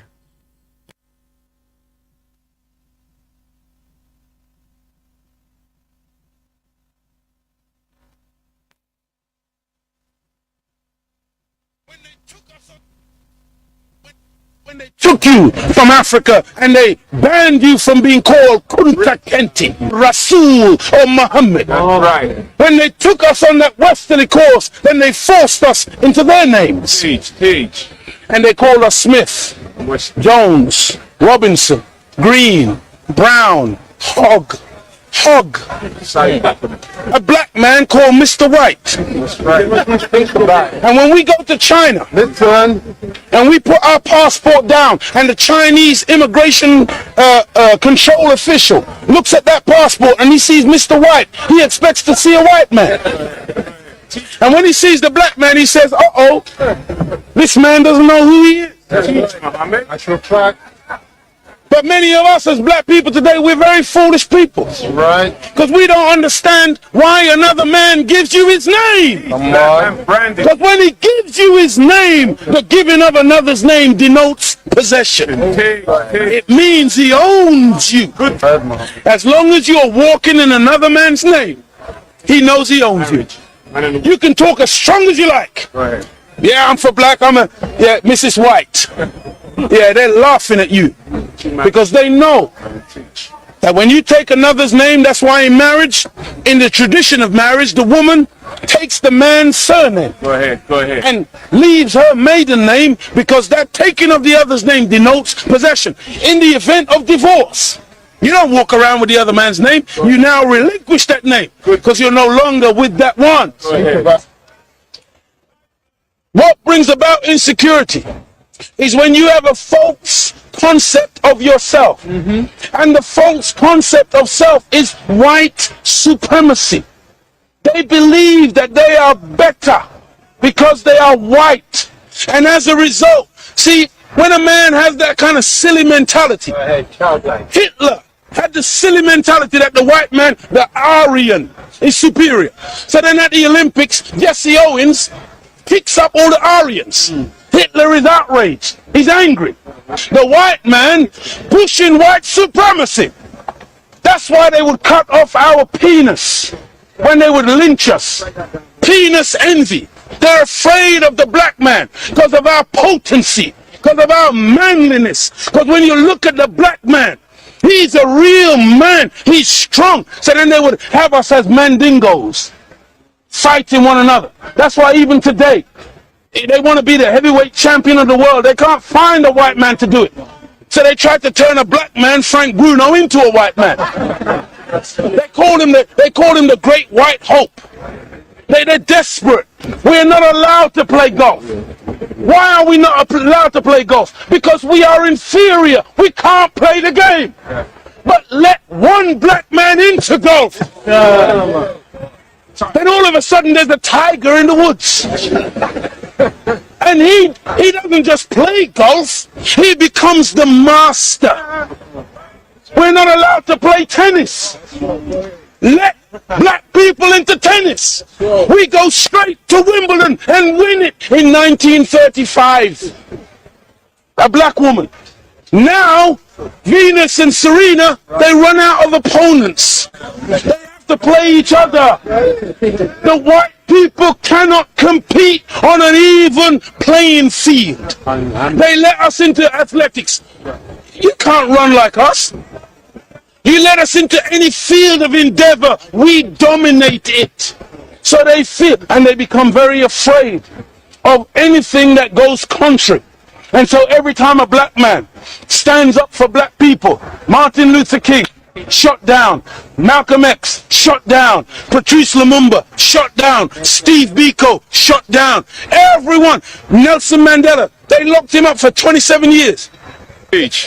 We can count back 400 years of the most brutal treatment. Look, they took my name, my language, my culture. They killed my mother, my father, denied me religion, disallowed me to read or write for over 300 years. Reduced me to the level of an animal where they branded me on my chest, branded me on my buttocks with a branding iron.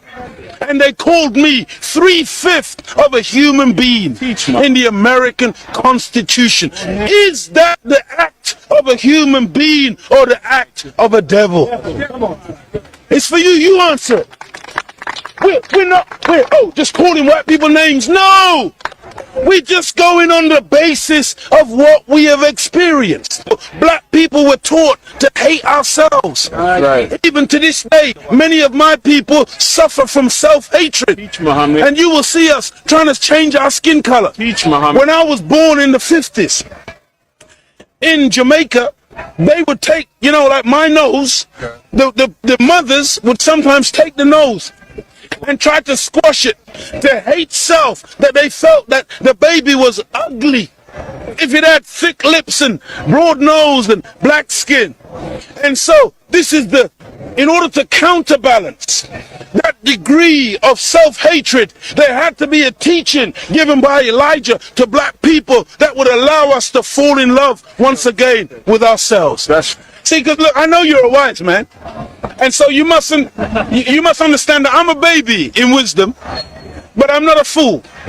And he's saying here today that the Caucasian is in fact the oldest group on the planet. I beg to differ. Look, one of the most famous anthropologists is Professor Leakey. And when Professor Leakey went in search of the origin of human beings and human species, he didn't stop very long in Europe. He went to Africa. And the oldest bones and the oldest human beings to this day that you call Zinjanthropus, using the Latin meaning Zin and Xanthropus, meaning a black man, that oldest man, they say, is millions of years old. You went back and found one even older than that. You called her Lucy, a black woman. Go ahead. And every sensible historian, anthropologist today agrees that the black man is the father of human beings. Even your geneticist, Mr. Mendel. Go ahead. You have Mendel's law. Go ahead. Mendel says that light eyes are recessive. Light skin is recessive. You can take the recessive, the dark skin is dominant, the dark eyes are dominant. You can take the recessive from the dominant, but you can't get the dominant from the recessive. This is Mendel's law. And so, all of your scientists have proved that you can't look. Black is not even a color. That's right. Black is the mother and father of all colors. And if you want a baby, even if the woman is a white woman, the baby has to come out of the triple darkness of her womb. And this is the origin of all life. Within the black, you have the whole color spectrum. But in white, You can, two white people laying down together, they can only produce white. But two black people in darkest Africa can lay down together and produce albino with blonde hair and blue eyes. That's right. Teach Muhammad. This happens all the time. And so we need to really get these facts correct today and understand that as gray as your hair is, you are listening to your father today. Teach Muhammad. This is daddy talking. Teach. And we mustn't turn. No, this is true. I'm not mocking. The white man, he came into what he called a new world. Teach Muhammad. And so all of a sudden you started to name things. Teach Muhammad. So that's why you called it America. Based on, what was his name? Amerigo Vespucci, a Caucasian. Africa. That's why you called it Africa. Based on the European explorer called Africanus. You went into America, you called it New York. That's right. Because it was new to you. New England. You called it New England. That's right. You called it New Zealand. You called it Newfoundland. Because it was new to you. But to us, we were already there. That's why we're called aboriginals.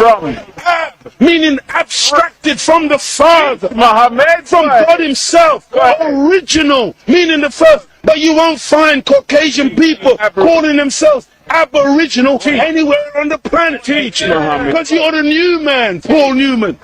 From one blood came all human beings. But we produced you from us. Amen. Look at this. Even the word human. You've heard the term of a darker hue. Human. Meaning a dark man.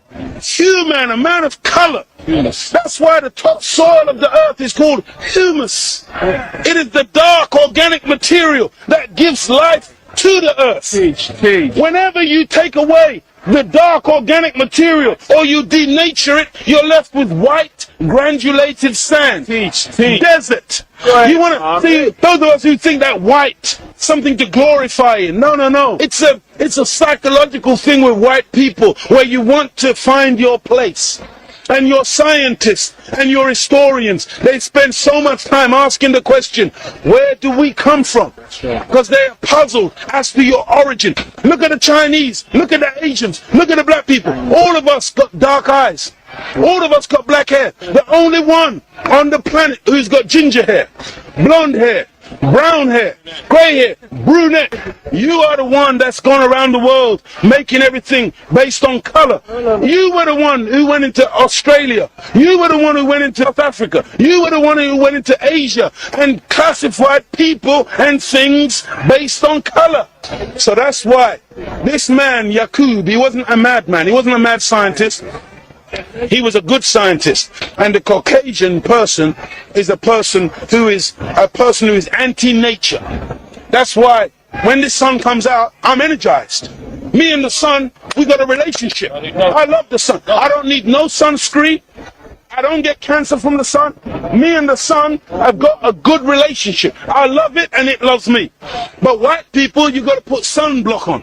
You got to hide from the sun because now you might get a little melanoma. Part of me on you, that means you're dead. When they took you from out. Welcome back. This is Radio Biafra House of Service coming to you through Radio Biafra London. My name remains Mazi Jonathan Chinedu from Alo province of Biafra land. We are here live and direct. Today is the 17th day of November 2023. Our lines are now opened. Our direct line is +1 213 328 6224. I repeat, +1 213 328 6224. Our WhatsApp and Signal line is +61 405 142 547. I repeat, +61 405 142 547. I have a caller already on WhatsApp. Caller on WhatsApp, you are the first caller. Please start by giving us your name and where you're calling from, if you may, and your contribution this evening. Mazi, welcome to the program. Can you hear me?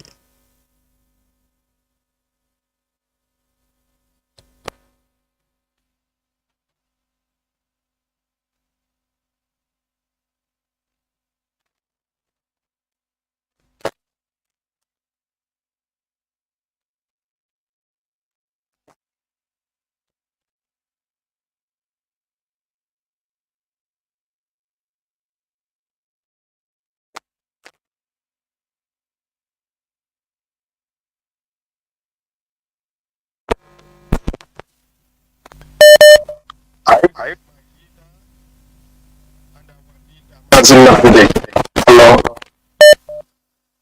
the man who set up platform to expose so many secrets that was hidden for humanity under the roof of heaven.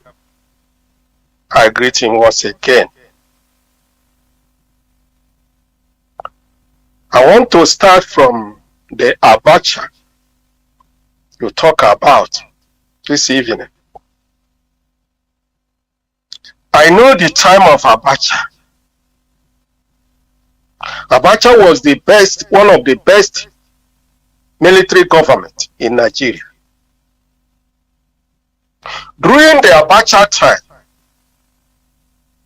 fuel, kerosene was 11 naira all the throughout of Abacha, 11 naira per liter. The exchange rate was 80, 79, 80 naira per dollar. The highest nomination naira paper was 50 naira.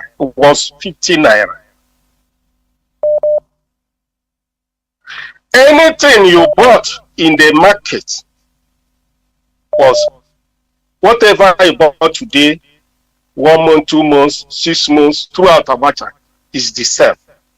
Cannot change from what you bought it. Abacha was the best of the best military government we have in Nigeria. But I was surprised. Each time, people will come up and say, Abacha loot, Abacha loot, Abacha loot. Because Abacha is dead. What? Mazi, are you there? What happened? Mazi, are you there? Are you still there?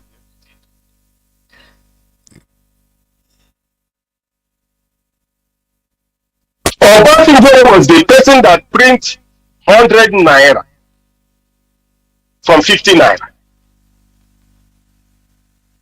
Obasanjo was the person that print 200 naira, 500 naira, 1,000 naira. And as Obasanjo is printing money, the same time the naira was going down from state to another state. Hello?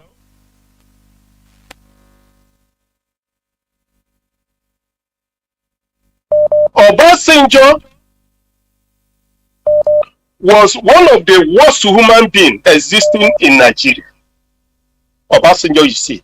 Obasanjo tried to print one paper of 5,000 naira before people start to shout. Obasanjo tried to go 3rd time as a president in Nigeria. Obasanjo is son that is living in Nigeria. The money Obasanjo stole is more than any of the president, apart from Babangida. Each time when I'm thinking about Nigeria, I get worried. Because now you see or you saw that is there as a country is a devilish entity. What type of country that was forceful people who are not one to be one? I try to remember the time during the war when the Nigeria radio, their jingle every 30 minutes, they said to keep Nigeria one is the attack that must be done. To keep Nigeria one is the attack that must be done. And in the Biafra side, they said, onye ndị iro gbara gburugburu na-eche ndụ iche mgbe niile for Biafra side. Sometimes when I think about Nigeria and what is happening up to today,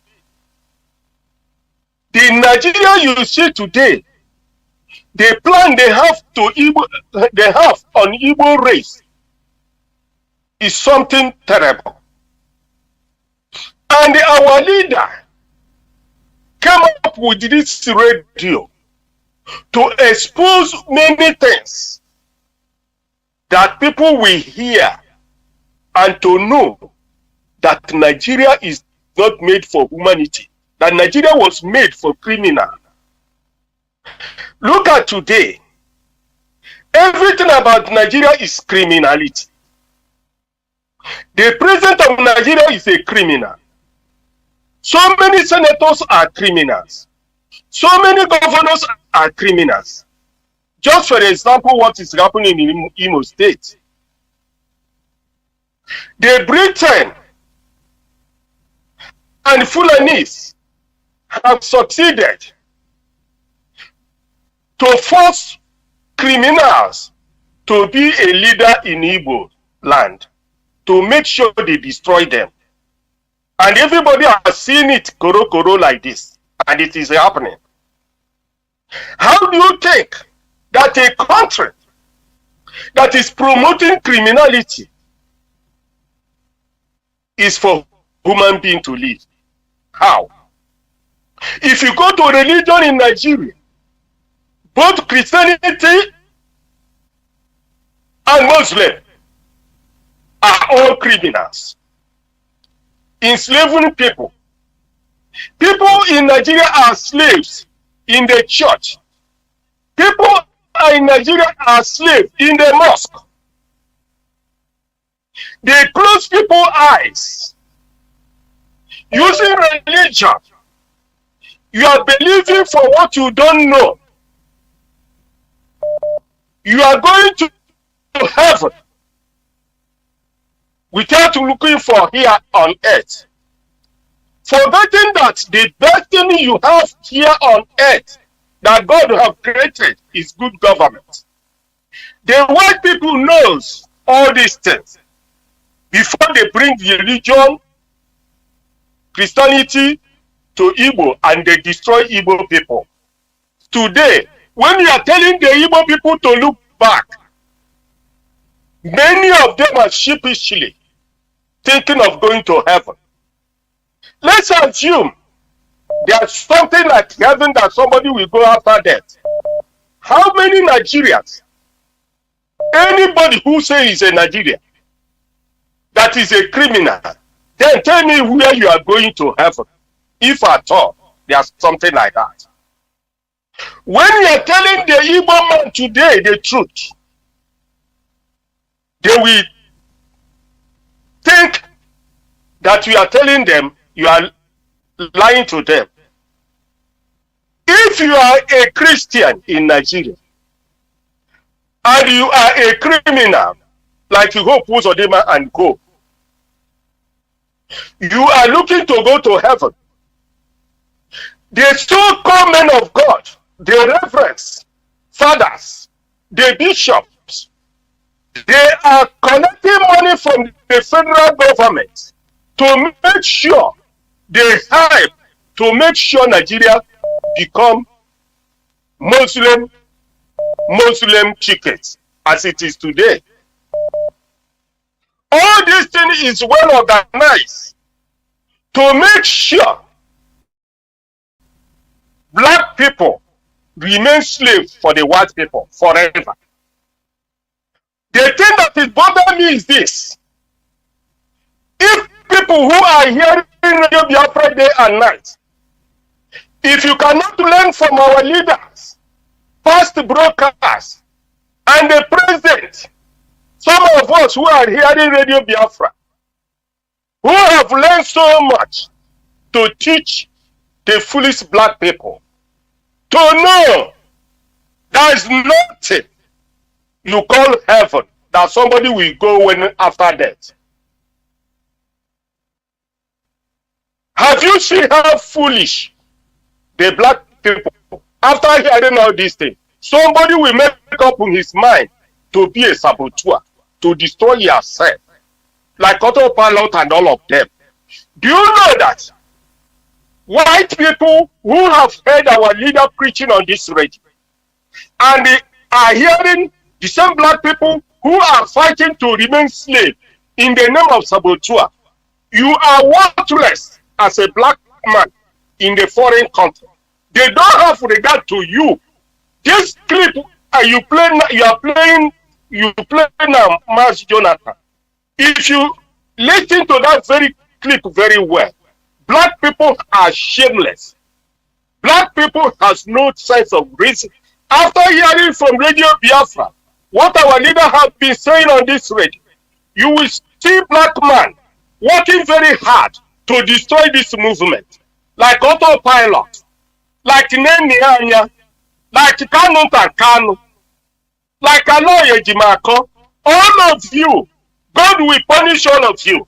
You have done so evil, more than Satan. You are trying to destroy your future. You are trying to destroy the future of the unborn generation because of money. Tomorrow or after tomorrow you will die and everything will go.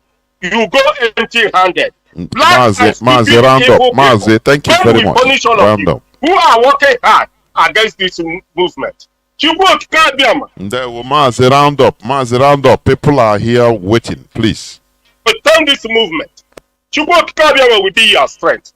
Thank you very much, Mazi Jonathan. Thank you very much. We must continue. I have callers that are lined up waiting. Caller on that, no, it's gone. Let me see before I bring in. Okay.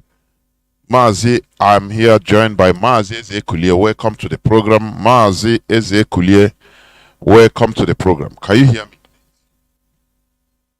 Yes, I can hear you, Mazi Jonathan. Chinedu. There were Mazi. There were no.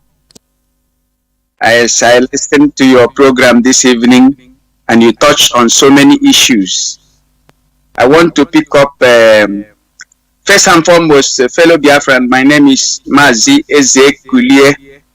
The king have arisen. The king have arrived. Ezekuliela, and once Ezekulie Hana, and that means Biafra is here with us. As long as we remain focused and resolute, we must get Biafra. If we cannot get Biafra, then it's better we go and commit suicide, because nothing remains for us. That is the only hope we have for now. Everywhere is blocked against us. The whole world is fighting against us because they are benefiting. But the time they have benefited have passed. Now it is either they give us Biafra or they keep killing themselves as they are doing now. Because they thought or they think that what is happening to them is just an ordinary thing. Now, Mazi, let me go to certain issue you raised this evening.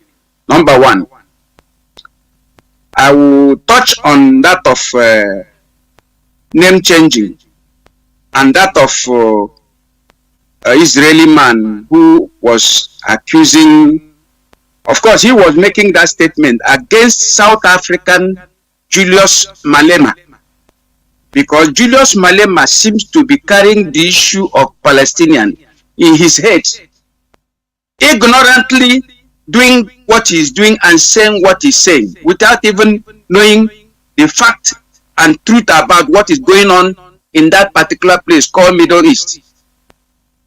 Of course, his name is Julius. He can't even Julius Caesar. He is answering the name of an ancestor of Rome, the man that first conquered the Israeli during the days of David and all the days of Solomon, or after Solomon must have died. So that fellow who is talking so much don't even know history Of course, he belonged to one of those religions that gave him that name. You see, he has made South Africa to wallow into abject ignorance of what is going on. Mazi, let me interject here, please. There is no way. Okay. Let me tell you, Mazi. It's not everything we go on and start maybe insulting or abuse somebody of that caliber.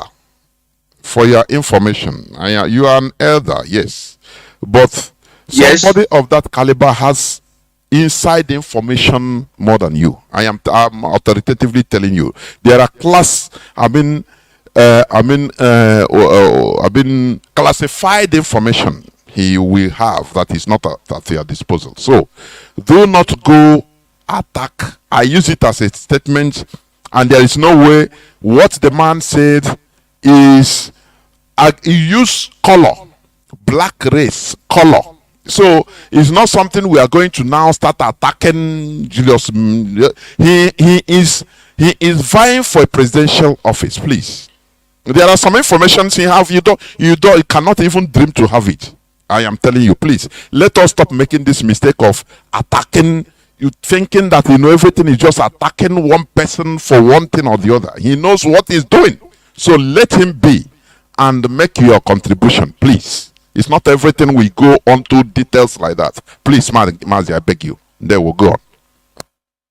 I will also say my own view. Because Mazi, please. There are some views that people are listening. There are some views that might be erroneous. You don't have you being an old Mazi, wait, listen to me.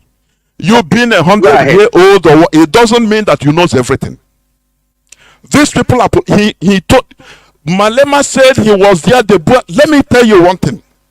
These people supported apartheid to kill their people, so he know what he's saying. There are some things you don't have to deny here like that, Mazi. I will advise you. There are things you don't know. Mazi, there are things. Okay, let me leave that alone. Let me leave that alone. Don't attack individuals. Leave that. Let me leave that alone. Let me leave that alone.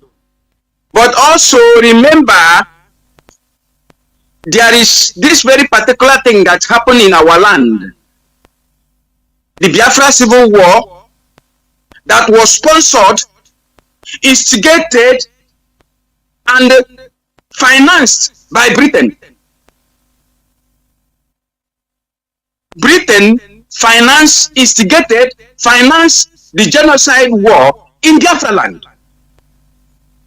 We are talking of 6 million Igbos, Biafrans, dead under the watchful eye of what do you call this man? May his soul rest in hell. Harold Wilson. He supervised the death of 6 million Igbo people. Just because somebody was supporting apartheid in South Africa. Why is it that the other people problem bothers us more than the problem we have? Why do we disrespect ourselves? We are killing 6 million people, and we don't even do any remembrance of these 6 million people. Any day we want to do remembrance, Nigeria government, Britain will instigate Nigeria government to kill us more. And we don't say anything about it. And we are talking of Julius Malema and apartheid in South Africa. While before the apartheid in South Africa, by 1966 to 70, we have been killed. 6 million of and up to today we are being killed. And we are not saying anything about it. Why are we so like this? Why do we disrespect ourselves? And we are talking that the Israeli was helping in shipping. What of Anton Zeribe, our own brother? He become rich. He become a billionaire. Because when the Israeli company was shipping ammunition to him, to ship to Biafra land, Anton Zeribe would divert it to Nigeria. Anton Zeribe, our own brother from Uguta. And Britain knows about this thing I'm saying. Julius Malema may have classified it. He doesn't have any classified information. Mazi, I have told you I will cut you off. I don't entertain. I don't wait. Mazi, He is talking about please. regime in South Africa. But in Mazi, if I tell you something you're supposed to understand, if you continue like that, I'll cut you off. There are things I never talk about. Wait, Mazi, we shouldn't come on air be exposing insubordination. That is what I can never. Even if you are my father, I don't allow it. I'm a no nonsense man. For your information. okay, You understand me? let me forget that area. No, wait. Let me Listen, end to up- me. Listen, let me talk. I handle the microphone. Please, let me talk. All right. There are things when you go into, I never talk about Julius Malema or what I talk about, what the man said, of which I said even the man is right, because I use it as an example for productivity. We lack productivity. Why then are you going to something that you don't even know about? There are things you don't know about, Mazi. I am authoritatively telling you, it's not everything we shall expose. Even their information, it doesn't matter. You fought the civil war, you fought it on your own level. You are not a major general, Mazi. We respect each other. But wait, listen, let me talk to you, please. Because you're talking to people on air. We need to imbibe discipline. We don't need any sentiment. Don't come here to start attacking somebody that we are not attacking. I will not allow it on my platform. If you want to make your contribution, you make it. People are listening. You are not the oldest person in this struggle. There are people, somebody that called before, he might be older than you, Mazi Chiku. He might be older than you. So let us not use any excuse. You see me, I don't have no friend. Everybody is my friend, and I don't have any friend. Once he comes to this struggle, you understand? So when I tell you, please don't go that side. Don't use the idea and enter into that side. I'm at alert. Please, I beg you. All right. I beg you. Okay. Because there are things, if I start explaining to you offline, you will start shouting. There are things you don't know. You don't know everything. You don't know everything. Okay. There are things you don't All right. know. You are on your level. Even the leadership, there are things, if they come to explain it here, also what they are seeing, what is really happening, you don't know. So don't stop saying as if you know everything. There are informations you don't know, Mazi. And when it is, if a broadcaster, a hoster, like if I tell you, Mazi, don't go that side, you respectfully, you should understand. We have been doing program. You say, okay, sorry, you go another level. But when you continue like this, that is why I can answer you specifically. That is how I am. Please. Mazi, I'm sorry. Okay, go on. Can I go ahead on another issue? Yes, go ahead. Go ahead. Okay, another issue that is bordering on black man, like you mentioned about Abacha, that happens to be one of the best military government then. There is also this man called Mobutu Sese Seko from Zaire, the man that changed the name from Congo to Zaire, the man that made all the whole Congolese people to denounce all their Christian name. And he started by denouncing his own name, Joseph. You see what that man did? And after doing all these things, trying to stabilize the country for 30-something years, they went and raised up, the West went and raised up a man called Laurent Kabila. They sponsored him. He fought from Bush to the capital. At the end of the day, Mobutu Sese Seko was overthrown. The first thing he was asked to do is to change the name of Zaire, which Mobutu Sese Seko have already changed from Congo to Zaire. He now changed it back to Congo again. After having done that, what happens to him?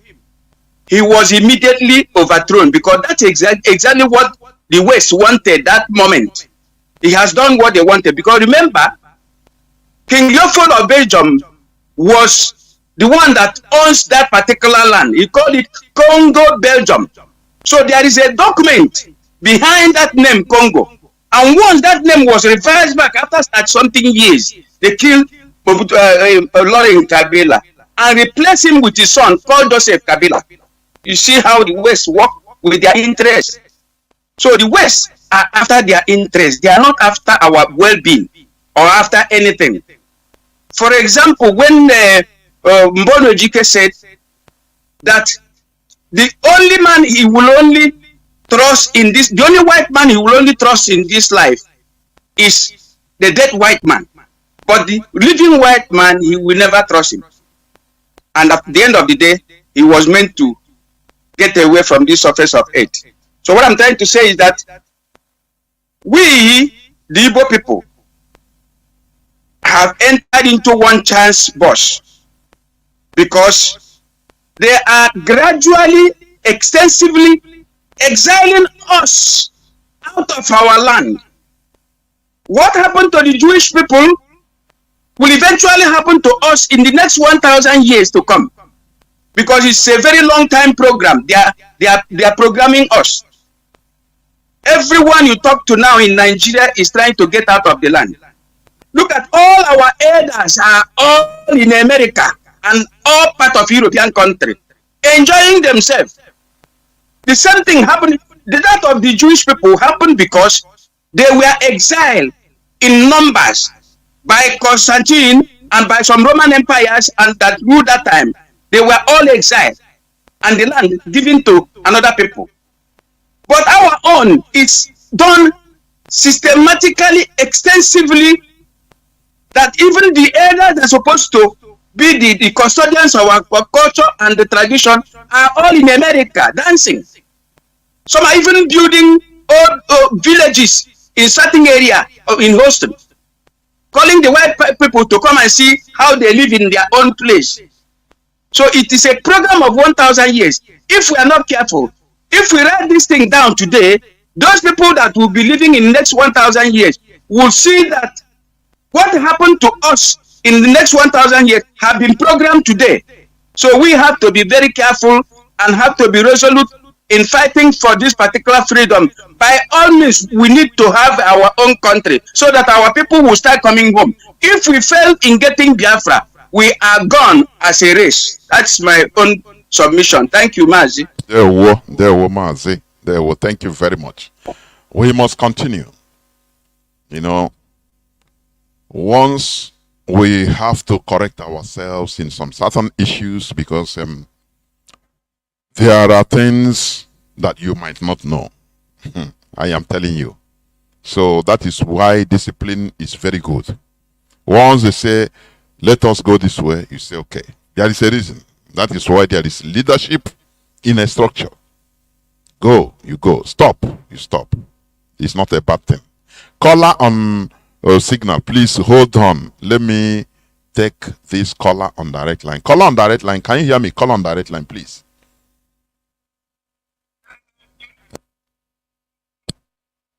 There, Mazi, go on.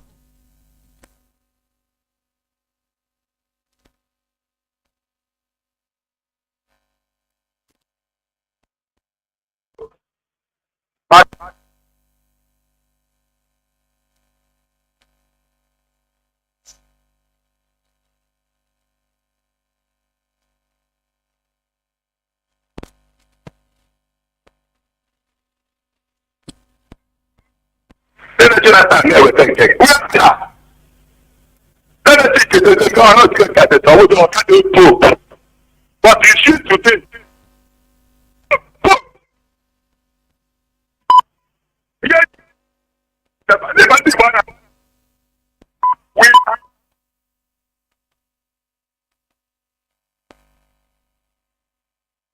Nazi, what is happening to your voice?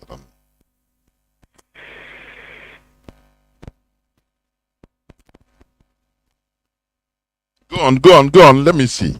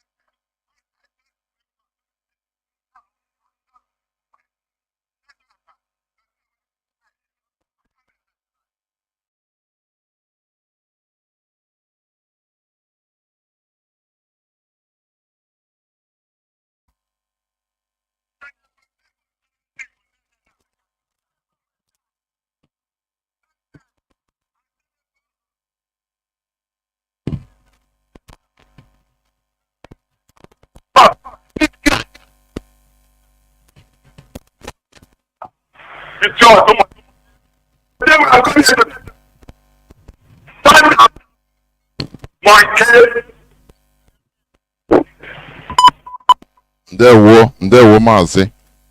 Ndewo. Thank you very much. Ndewo. Caller on signal, thank you for being there for 30 minutes. Chineke, you're a patient person. The caller on signal, please go on. You have been there since 30 minutes. Go on, please. Can you hear me? Caller on signal. I can hear you, Mazi Jonathan. Mazi, Ndewo, welcome to the program. Mazi, we are listening. Different and lovers of freedom.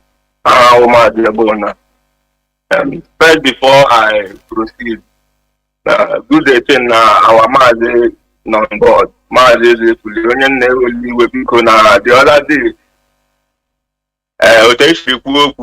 In my heart to go Biafra, we hope na Biafra be so high.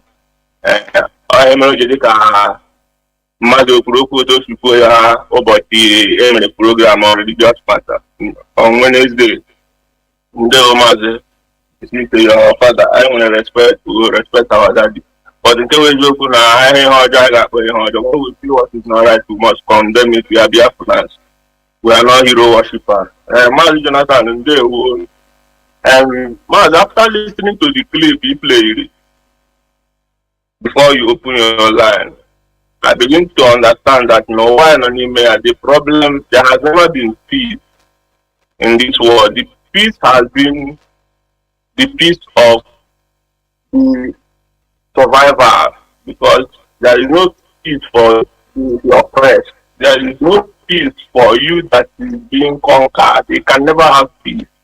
Because as the kingdom of God suffered violence, violence takes it by force. This thing they said they are talking about Africa. Because Africa is that where you find everything that is being made up of life, all the natural resources, human resources, everything you can find it in Africa. But our question is, how come from what is being said and what we have known, Africa will place or is the beginning of this world? They began the race of humanity. Now, for them to begin the race of humanity, how come Africa and our people were being conquered and reduced to barest minimum, to people who can be used for whatever reason? So, but you see, sometimes we begin to invent our anger, make it look as if the Europe are so wicked, and but you know that there has never been a time in this life there is peace. War. I have to, even in the Bible you read, war upon war, kingdom upon against kingdom, nations against nations. This has been the history of life.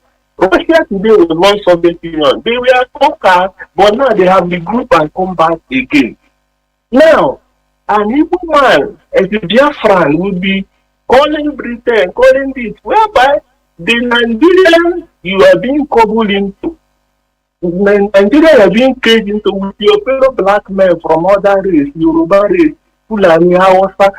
These people are holding you up. So when you open your shop in Lagos as an Igbo man, in that market, you are quite number. You are number them there. You are the number there. You do your business there. But the few 5, 6, 7, 8, 10 persons can come and overshadow you, threaten you. Even everybody around you, nobody will speak. Tomorrow you begin to call on news for people to come and help you. Who will come and help you as an Igbo man? This is the problem of our people. We lack discipline for ourselves. We lack respect and regard for ourselves. We are the kind of people now like the army adhere to constituted authority. Because as far as I'm concerned, what we are doing in this platform as Radio Biafra, there is no freedom of speech. Because people who are anchoring the program, I believe they sign code of conduct. This is why Ekpema couldn't anchor the program. Because he must abide by the rules. So he can't come on air and say whatever he likes. And that is what he wanted to come and be doing. But because The leadership, we are so disciplined with the rules they gave. They stood by it, and he has no choice than to run away and begin to start like a madman that he is. Today, where is he? So our people should understand that now. What is happening in this world, there is nobody that will come and save you.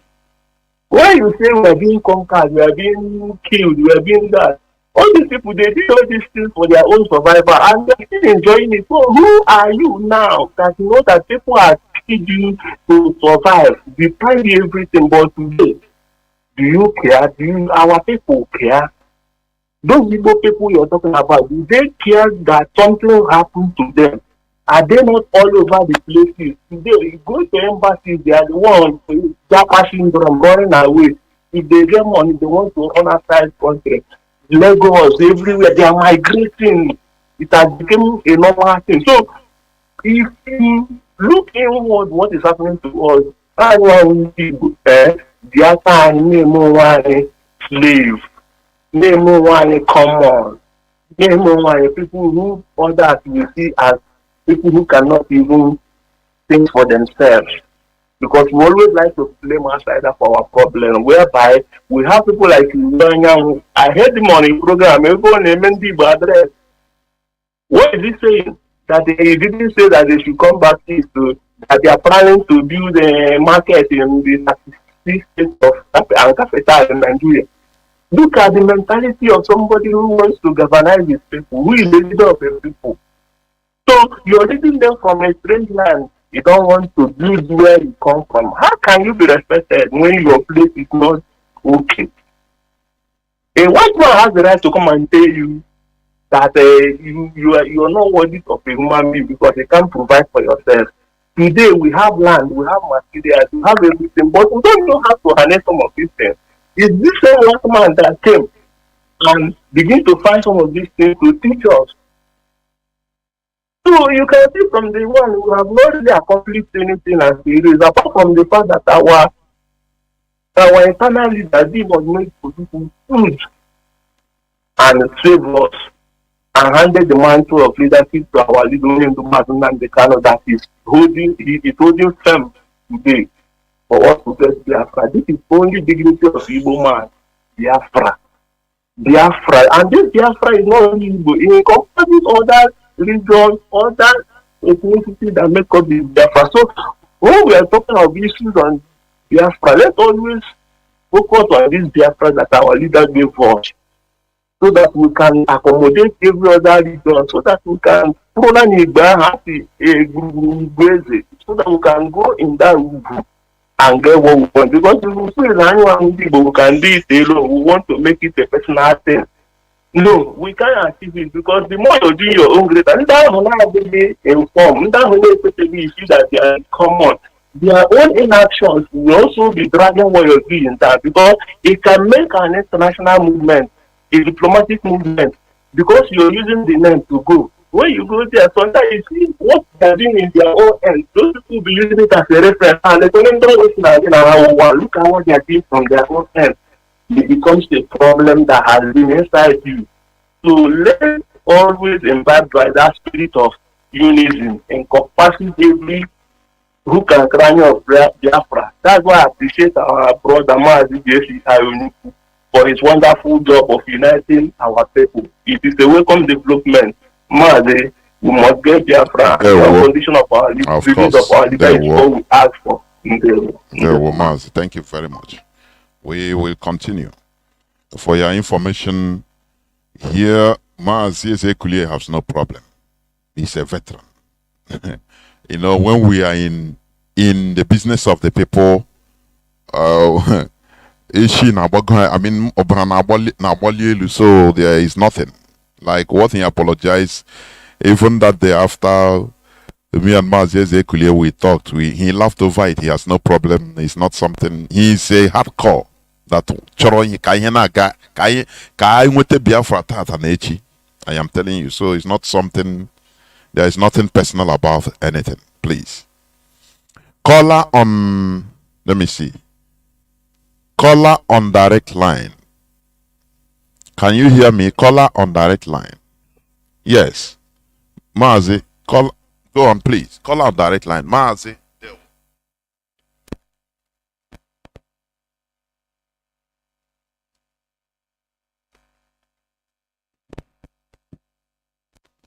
Good evening, sir.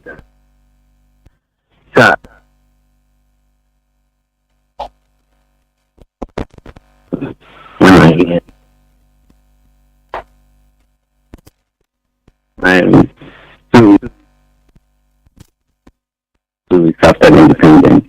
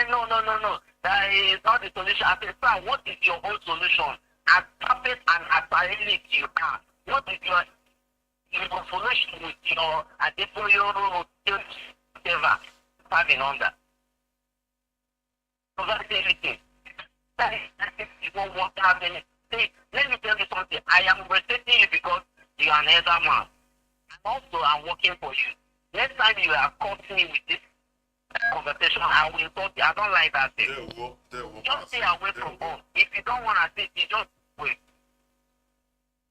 So, thank you. There. Thank you. We must.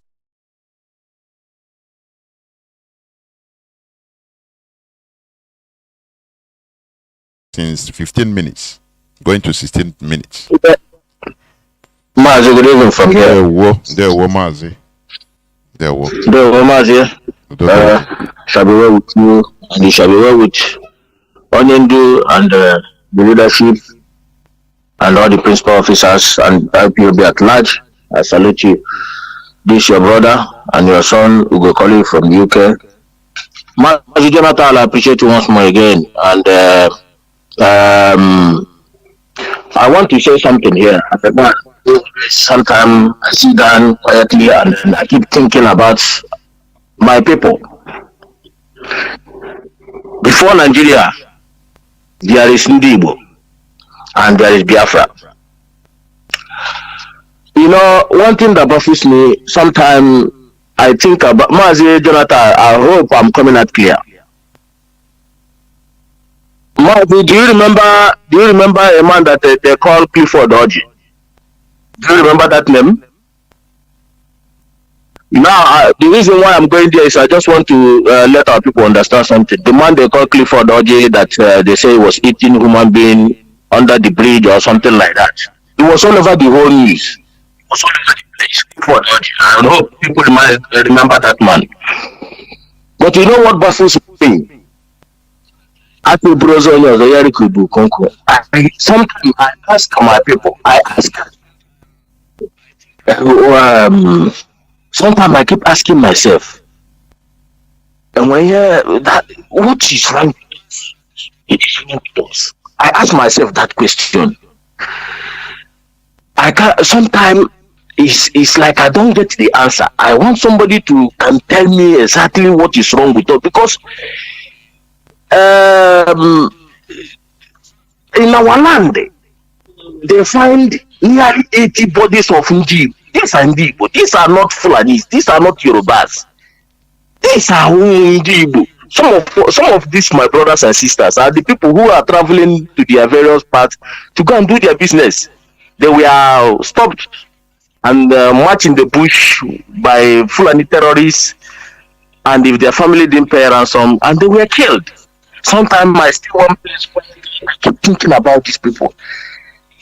Just think about it. Your loved ones, you haven't seen him, you know, and him himself there now know that he's going to be killed, and who is going to find at least his dead body and let the people, his family, see the dead body. His people never see his dead body, his corpse, you know, and nobody cares. Once they recover all those dead bodies, corpses, they don't care to do DNA to match who is who. They don't care. That's Nigeria.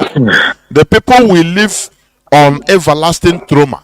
You know, if your loved one dies and you see the dead body, at least it will calm down. It will calm you down.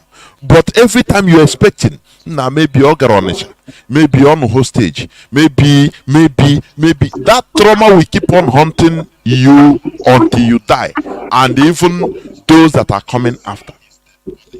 But our people don't care. Mazi, go on, please. Go on. Mazi, I remember when my mom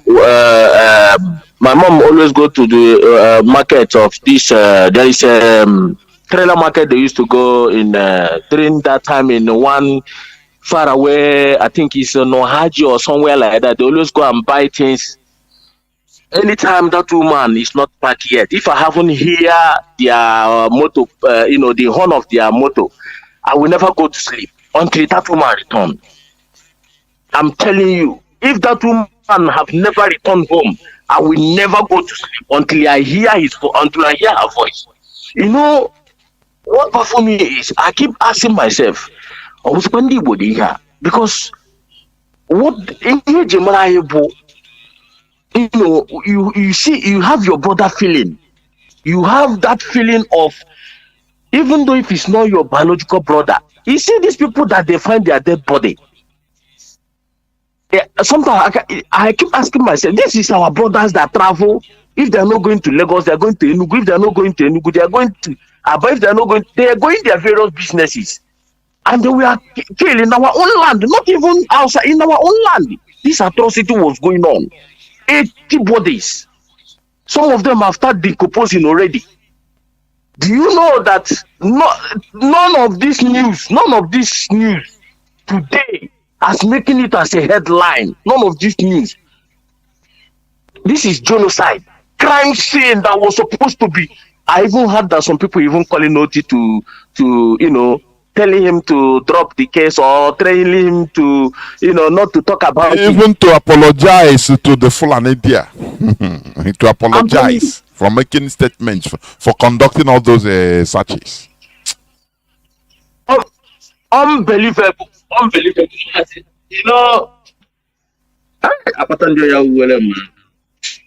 Sometimes I keep asking we are gone as a people. That is what bothers me most. When I stay and we are gone, we are finished. If you think that we are not finished, come here and tell me. I will tell you. The next day, I will call and tell you the reason why that I am Agula. I'm telling you the gospel. We are finished. Thank God that the word and the atmosphere and the ghosts and the livings will bear us witness that there is a time IPOB were shouting. There is a time. That is my joy. That is only my joy. There is a time IPOB were shouting. Now on Dibo, Abobia France, watch what is happening to us. Let's fight together. They call us all manner of name. That is the history will judge us. If we raise I see there is not unless there is. The only thing I think sometimes is to see if there is only other way. I got this man known as Russia. That's the only way I don't see any help anywhere again. Never. I don't see any. The one that pains me most is that people come here. You call like that. Our brother called Iwanya. We have Iwanya. When you people come here and call these people leaders, I laugh. I cry. I said that our people don't even know what Britain did to us, what is happening to us as a people. If you call these people your leaders, if you said governors, you are just wasting your time. It pains me most because Britain, let me tell you what Britain did.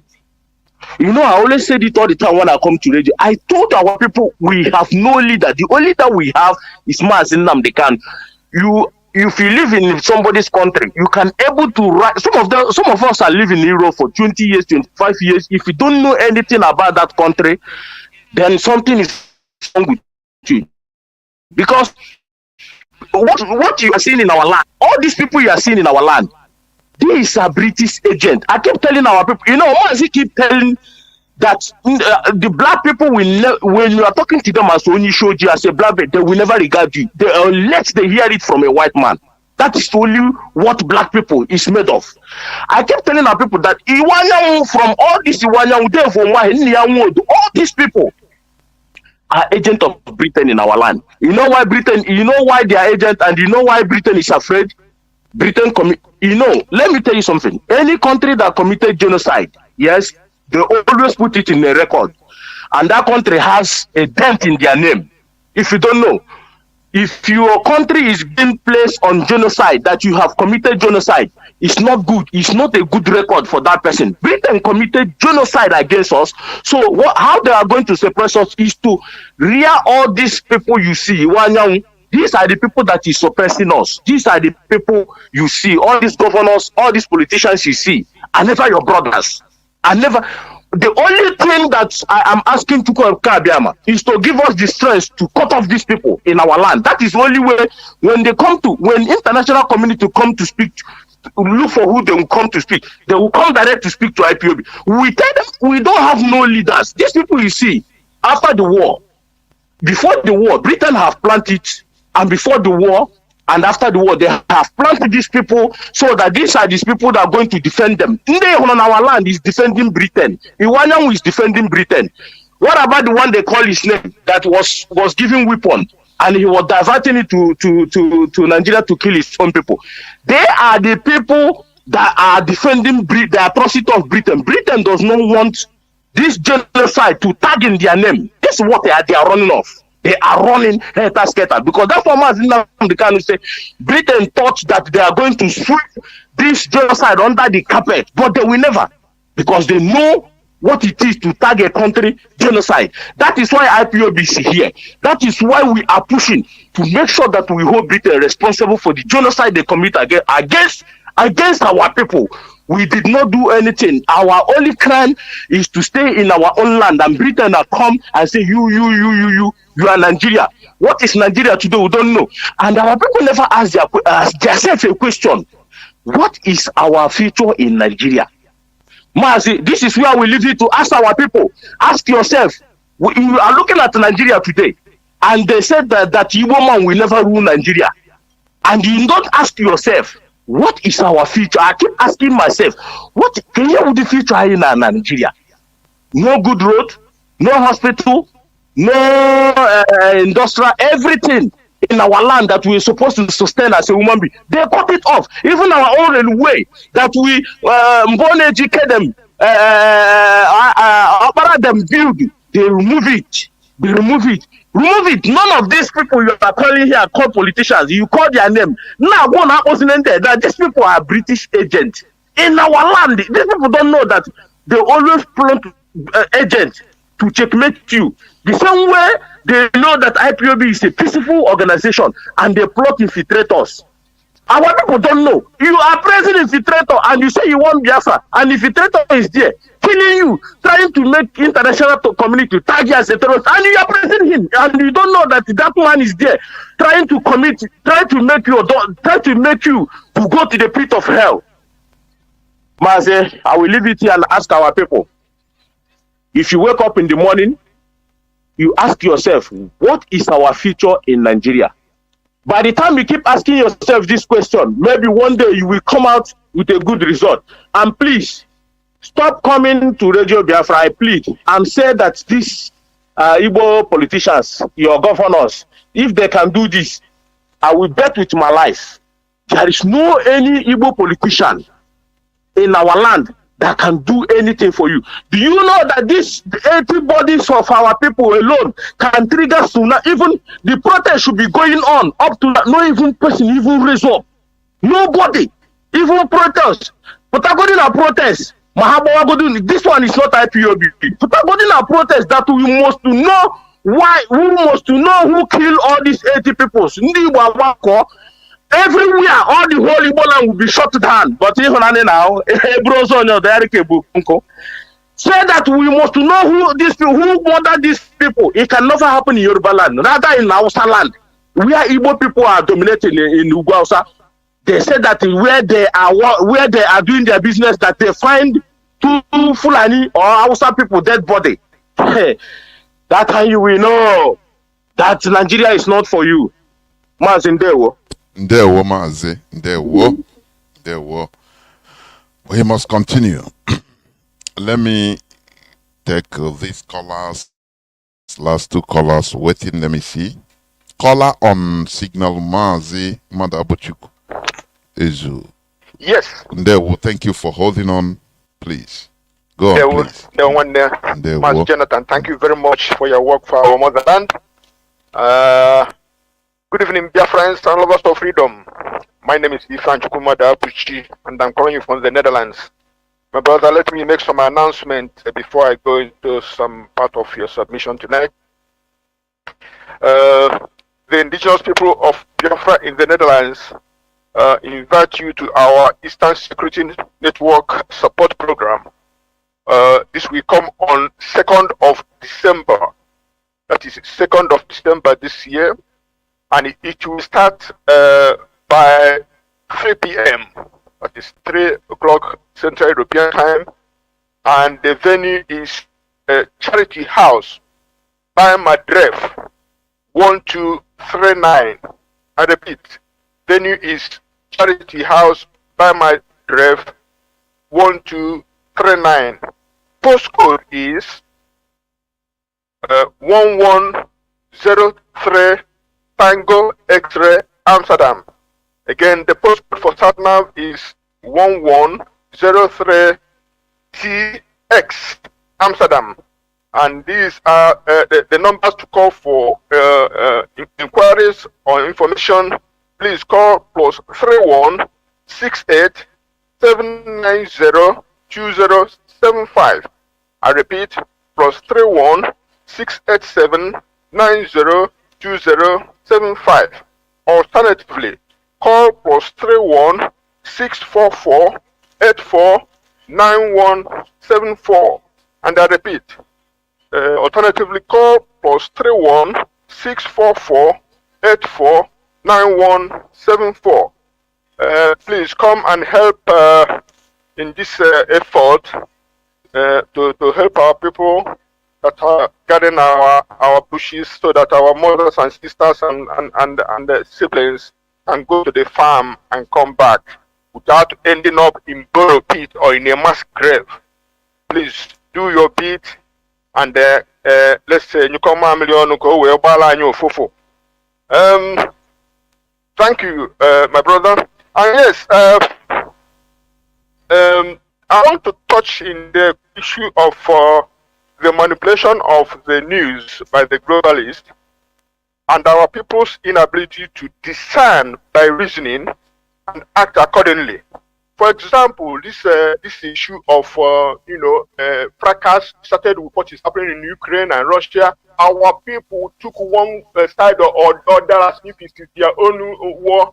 Now this thing to bring Gaza and Israel, our people are taking side as if it is their own war. Of course, you are free, to make your own judgment. But what baffles me in that whole issue is that, like you, my brother Jonathan Ugochukwu said, our people's bodies have been found in thorough pits. That is, pits that have been dug to dispose waste. And our people's bodies and skeletons are being found there.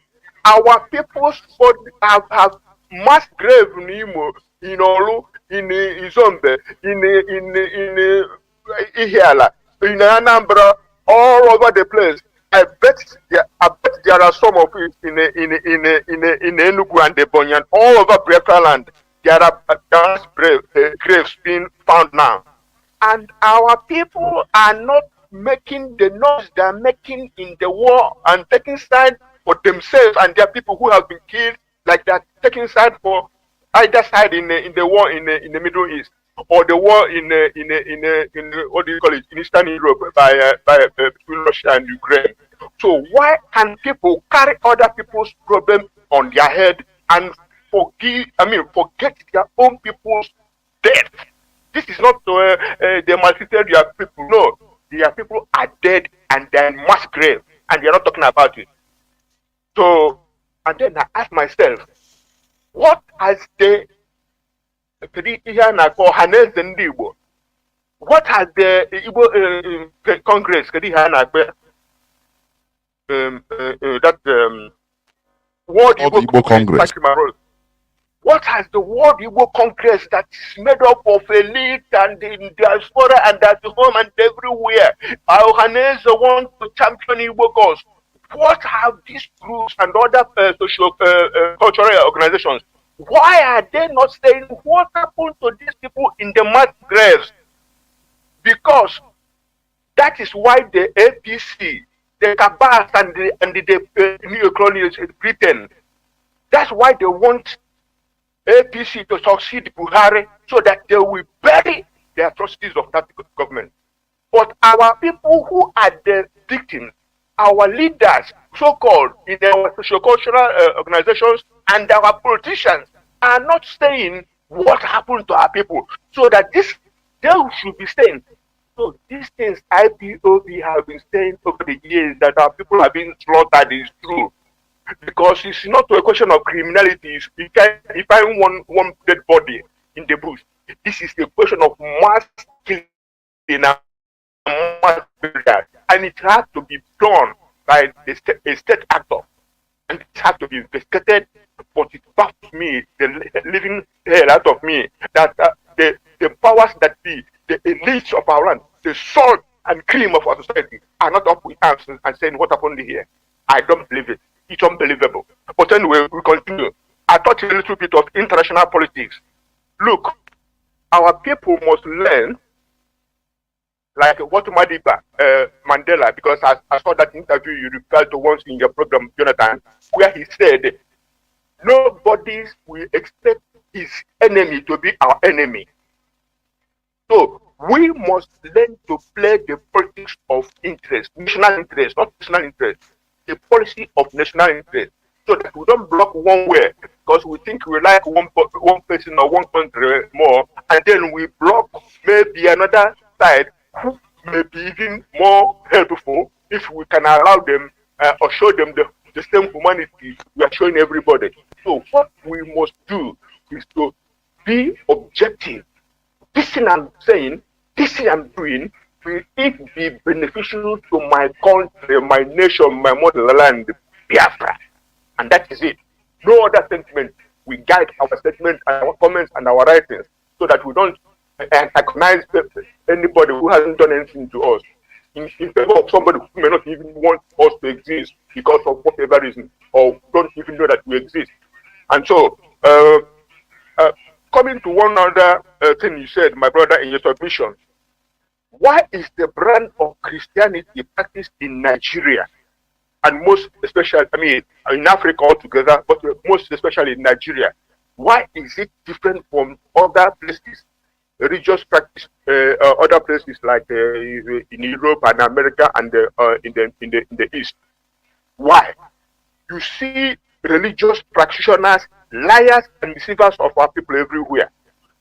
So some people are lying to our people in the name of miracles and prophecies. They are having estates, having private jets and exotic cars, living in untold opulence, wealthy life they are living. Of course, it is favorable to them. For the liars and the cheaters, I mean, it is favorable to them. But is this good for our people collectively, both in short time and in long time? So what we are saying here, this Radio Biafra, for all the while I started listening to it, it is a place where you are told the naked truth, to use your mind and your senses to say, this is good for my people and my country, Biafra, and this is a deceit, this is misleading to our people. We're not, talking down on anybody or any group, but they see this miracle called, and people, somebody, imagine a preacher telling people that God heard, he called his father, his father heard the snow in Colorado. He forget that we know that Colorado and Arizona and New Mexico and California are not snow-prone areas. They're kind of tropical. But the preacher is telling, Kadoboye is telling the people his sheep, his sheep, not sheep, his lambs and sheep that are following him, that his father in heaven heard the snow for him because he asked him, and immediately he finished the program, he boarded his plane. 2 hours into the plane, the snow that had been hanging in air started to fall. Are these not lies? Somebody who says that if you don't pay that, you cannot make heaven, is not lie and deceit to make money. So when we are saying it here, we are not against anybody. We must tell our people, both Biafrans and Nigerians and Africans, we must tell them the truth, because this is a radio of renaissance. They rebel to Africans and Biafrans all together. God bless Biafra, my brother. Good night. There were Mazi. There were caller on WhatsApp. You are the last caller. Caller on WhatsApp. Welcome to the program. Go on, Mazi. Caller on WhatsApp. Please go. You are the last caller.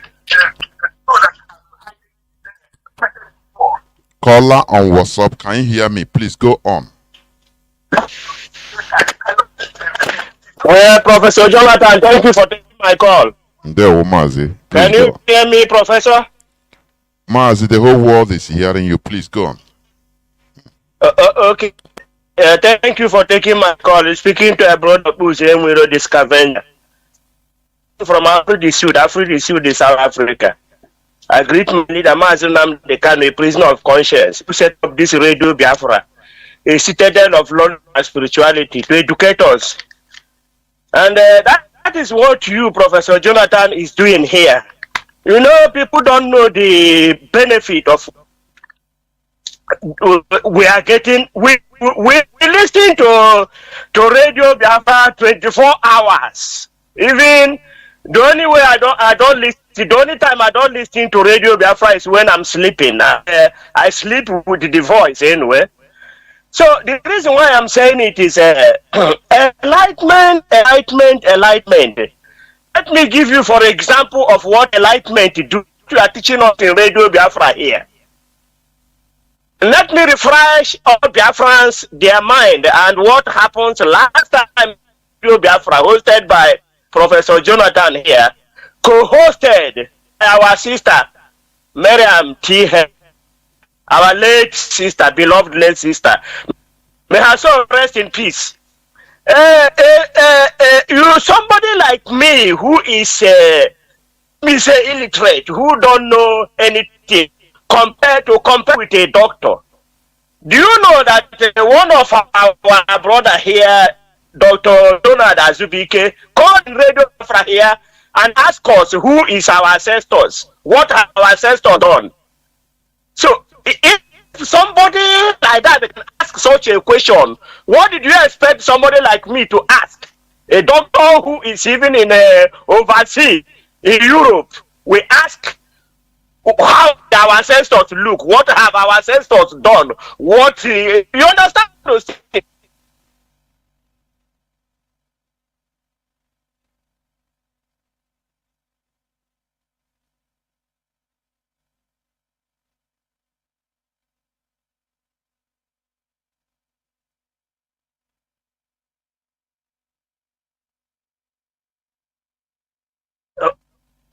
Okay, let's leave it that way. I'm just talking about our people to know that Radio Biafra is helping us.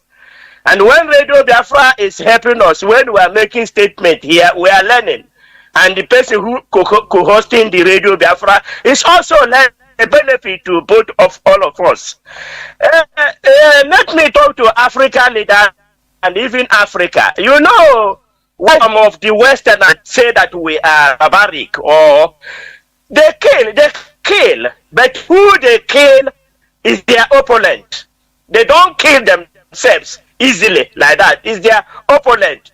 And it's the people they wanted to conquer. It's where they gain something, is whom they kill.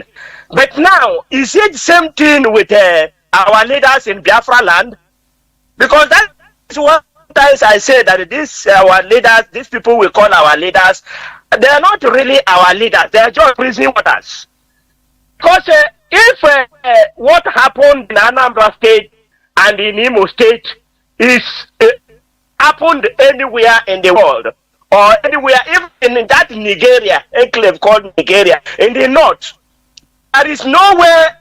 First of all the governors around the north, we first of all make a statement condemning. After condemning it, you see one party there rising up to impeach all the sitting governors there. They are not impeaching that they will succeed or they will go, but at least to let them punch them so that they can really say exactly what happened. Because the way I'm seeing all those things that happen, they are doing the inquiry, all those things, I see all of them as partner in this business. They are partner in crime.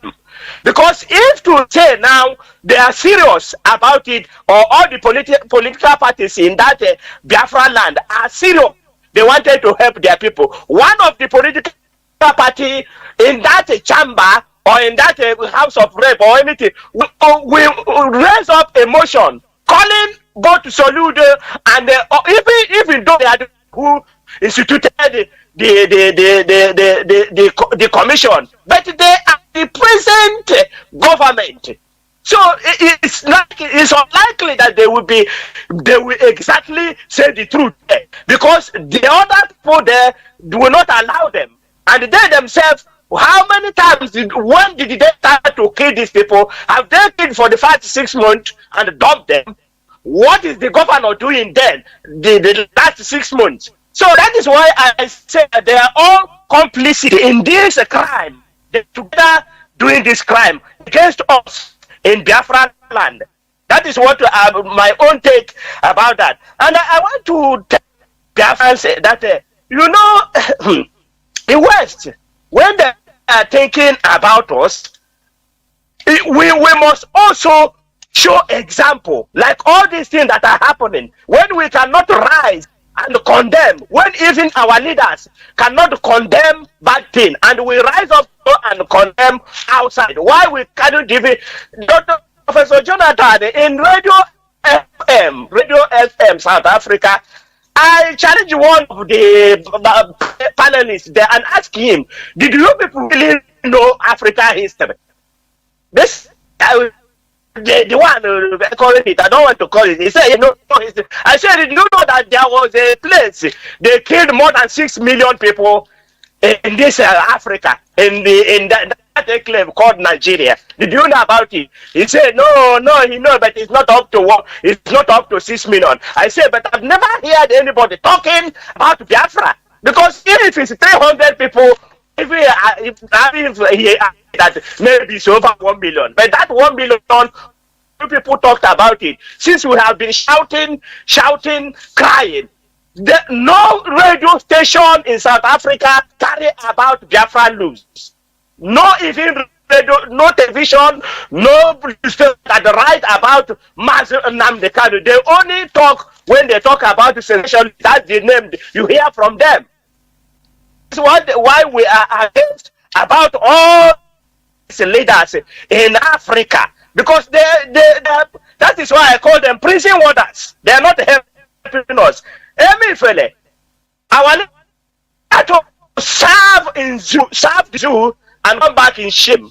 But when we were talking, he said, no, no problem. On top, I'm not like, I can't be, I want to be like Obiano after doing all he did. He flew away from Anambra State. They don't know that Anambra State is different from southern Nigeria. They know that you are stealing your own money. You see, any money that comes to Anambra State or Enugu State, they know, they term it as own money you are stealing. They didn't term it, you are touching their money. That is why whenever they do in Biafra land and go, there is no governor in Kano State or in North kill like Uzodema is killing, and they left him. They left him and others because they are killing. They are killing their people. They are helping them to reduce the population of the Biafrans, and that is serving their interest. They are serving their interest. And the Biafrans, there is nowhere in the world where they will find this type of mass grave. We spend everybody there, both the governor, all the House of Representatives, all the military apparatus there, they are all in it together.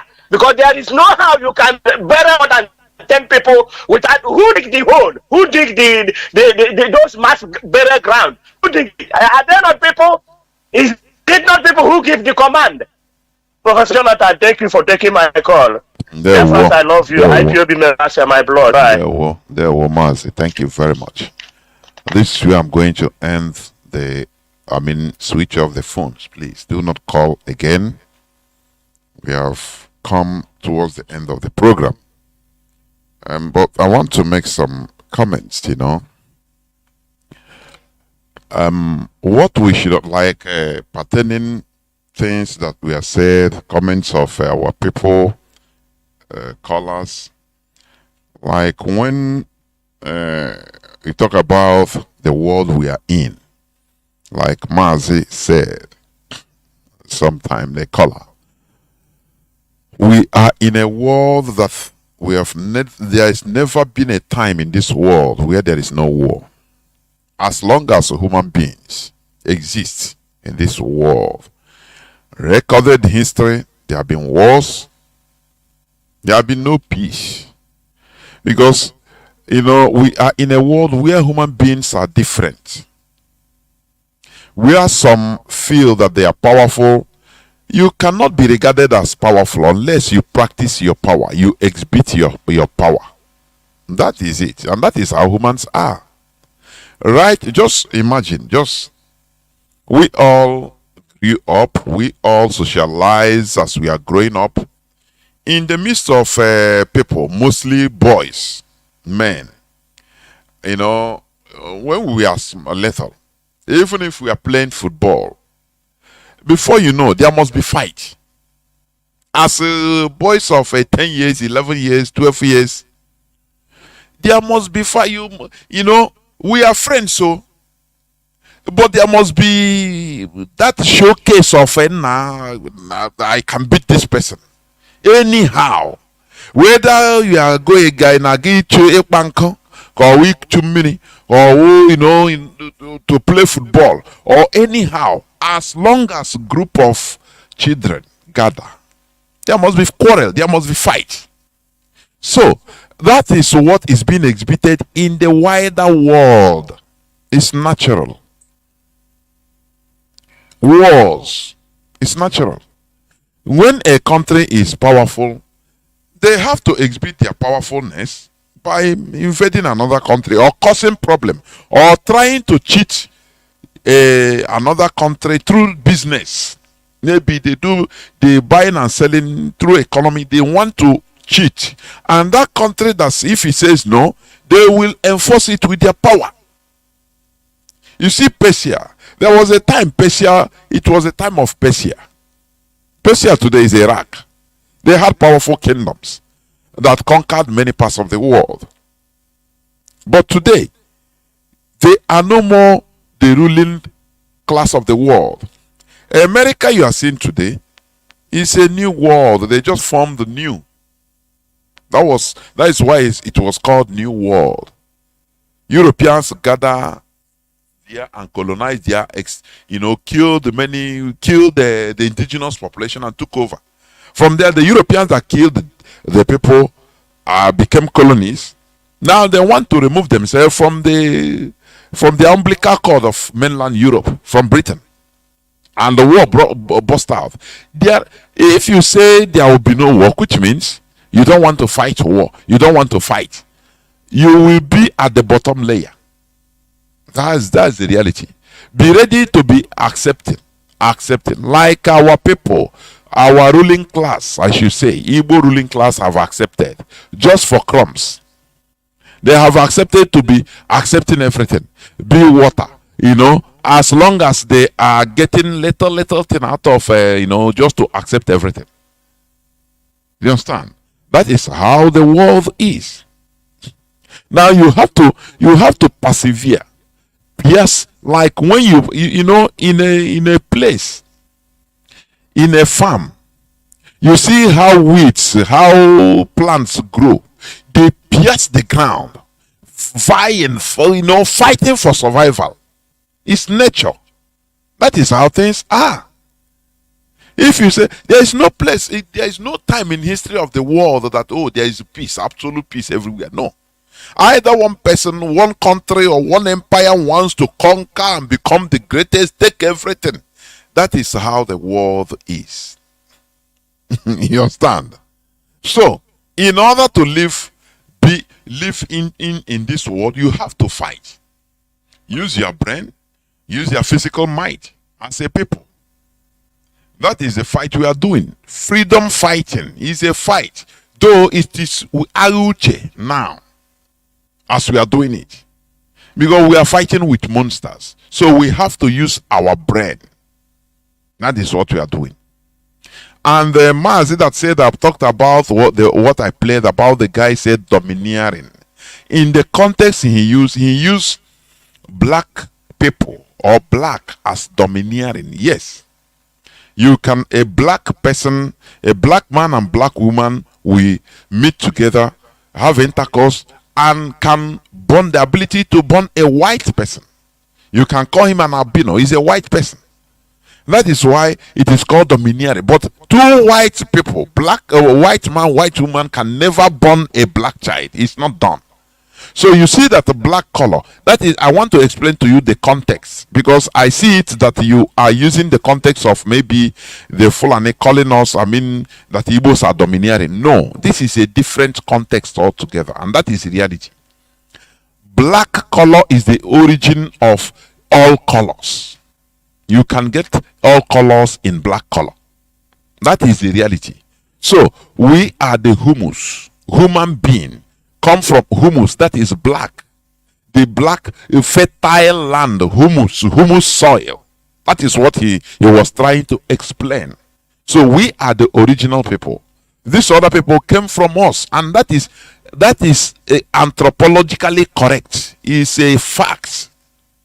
So don't see it through the point of the domineering they are referring to us as Igbos. No, it is not that. And another thing also I want to address before I close. Like one of our brothers that also talked about, like Mazi, our character, the characters of Igbo people. Yes, human beings can be recreated. For your information, their nomenclature could be changed as long as languages could be changed. You see, we twisted English language. Now we join, we call it pidgin. That is creation. We recreated the language. The same way human being, the character, the nomenclature could be changed through different ways, through different factors. I mean, owing to different factors, I should say. The system. A system can recreate a human being. That is it. The system we are in since 1970 to today is recreating us as a people. And that is why we now, because they made us to see sabotage as a profession. We idolize the saboteurs. Because after the war, they put saboteurs on top of us, imposed them on top of us. And they are the people that had the money. They are people that commands. So, the war we fought, it had a very negative effect on us. The way things ended. Now, people that fought against us, they impose them. They show us that, look, sabotage pays. You understand? They became wealthy people immediately after the war. Whereas the genuine people that suffered, they were suffering, hustling for food, hustling for anything. But the people like Nnaemwodo, they gave them back, returned their father's money, complete, and added more. Because he sabotaged the father, or they sabotaged this Biafra struggle. So people now are started seeing that, look, okay, for you to be rich, for you to make it as a new Nigerian, because we become converted to new Nigerians, newborn Nigerians. Oh, for you to become wealthy, to succeed, to have contacts, you have to sabotage your people. You have to turn against your people. Since 1970 to today. And that thing started changing our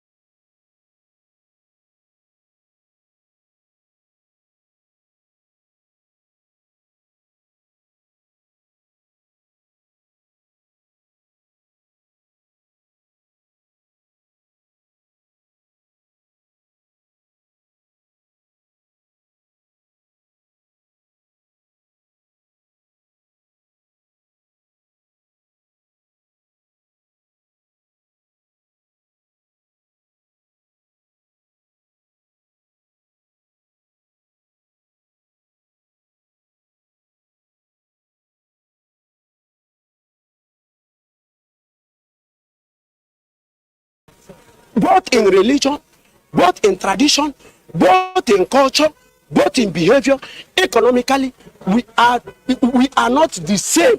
The best thing for us to all go as a separate way. Go our separate way to enhance our individual destiny. What can an individual, Nigerians, do to achieve this separation? Yes, there are people, let me tell you, IPOB, they have done a lot. When IPOB as a separate group, they are telling you they want their own separate country. Sorry, you mentioned IPOB. Yes. A video is flying on the internet where the IPOB, the crime they are perpetuating. Some of them, the stolen car, the kidnapping, the killing, the shallow grave. They are stealing cars and, like dismantle the car. Yes. Are those people IPOB members? Let me tell you, Nigeria is a lawless country. Anybody who is perpetrating evil or perpetrating crime and ascribing it to IPOB is a sick man.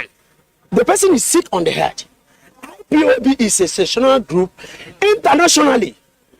Everybody, the world knows these people are freedom fighters. So let me tell you something. People have been able to key into this ideology. And when you see them going about their enhancement, you don't begin to tell them that they are criminals. Such people who has been able to hijack it. Let me tell you something. There is state-sponsored terrorism going on in Southeast. The states itself are the ones sponsoring the terrorism in the state, going about killing individuals, killing occupants, burning their houses, destroying their properties.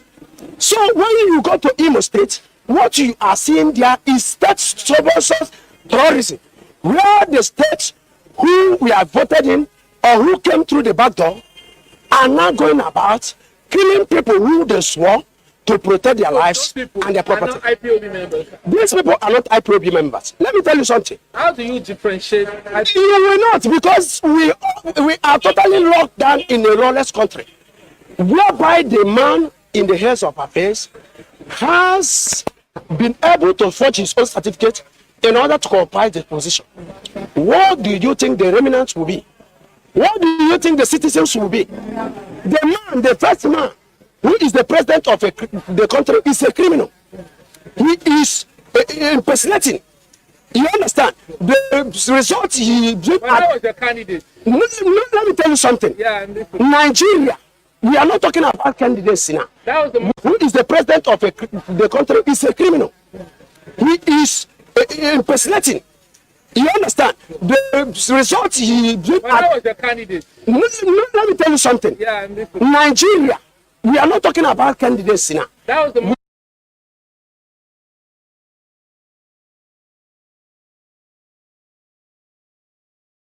Chinedu from Olu province of Biafra land, and today is the 3rd day of September 2023. That's Abobotiafo. I welcome each and every one of you to welcome your friends and well wishers onto this hallowed platform. This is a revolutionary radio instituted by Mazi who is the leader, the supreme leader of the indigenous people of Biafra, but he is in the Nigeria secret police dungeon, illegally detained, because he was illegally renditioned from Kenya with the tacit support of Britain, whose passport Mazi was holding, or is still holding, even at the point of rendition in Kenya, and sent illegally back to Nigeria, breaking international laws. Britain, Kenya, and Nigeria, they broke international laws. They didn't have any regard for the rule of law, for human rights. Britain is always trying to, shamefully champion Britain.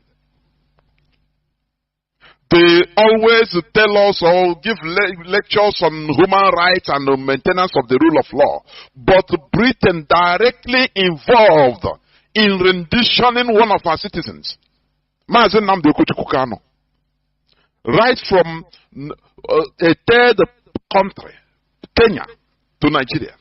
Something they prevented in the 1982 or 83, when the then head of Nigerian state, late Buhari, also tried to kidnap Omar Diko, although albeit Omar Diko was a criminal.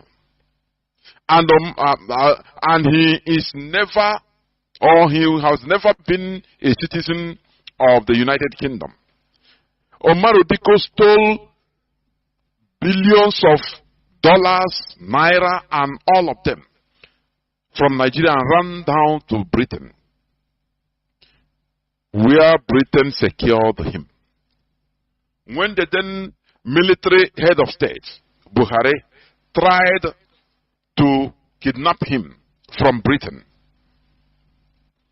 they were caught. The agents sent to do the job, they were caught by the same Britain. And people went to jail. Some 8 years, 3 years, some people were deported. And Britain had a heavy diplomatic role for over a criminal, Omar Diko, who was not even a British national. He never held the British passport.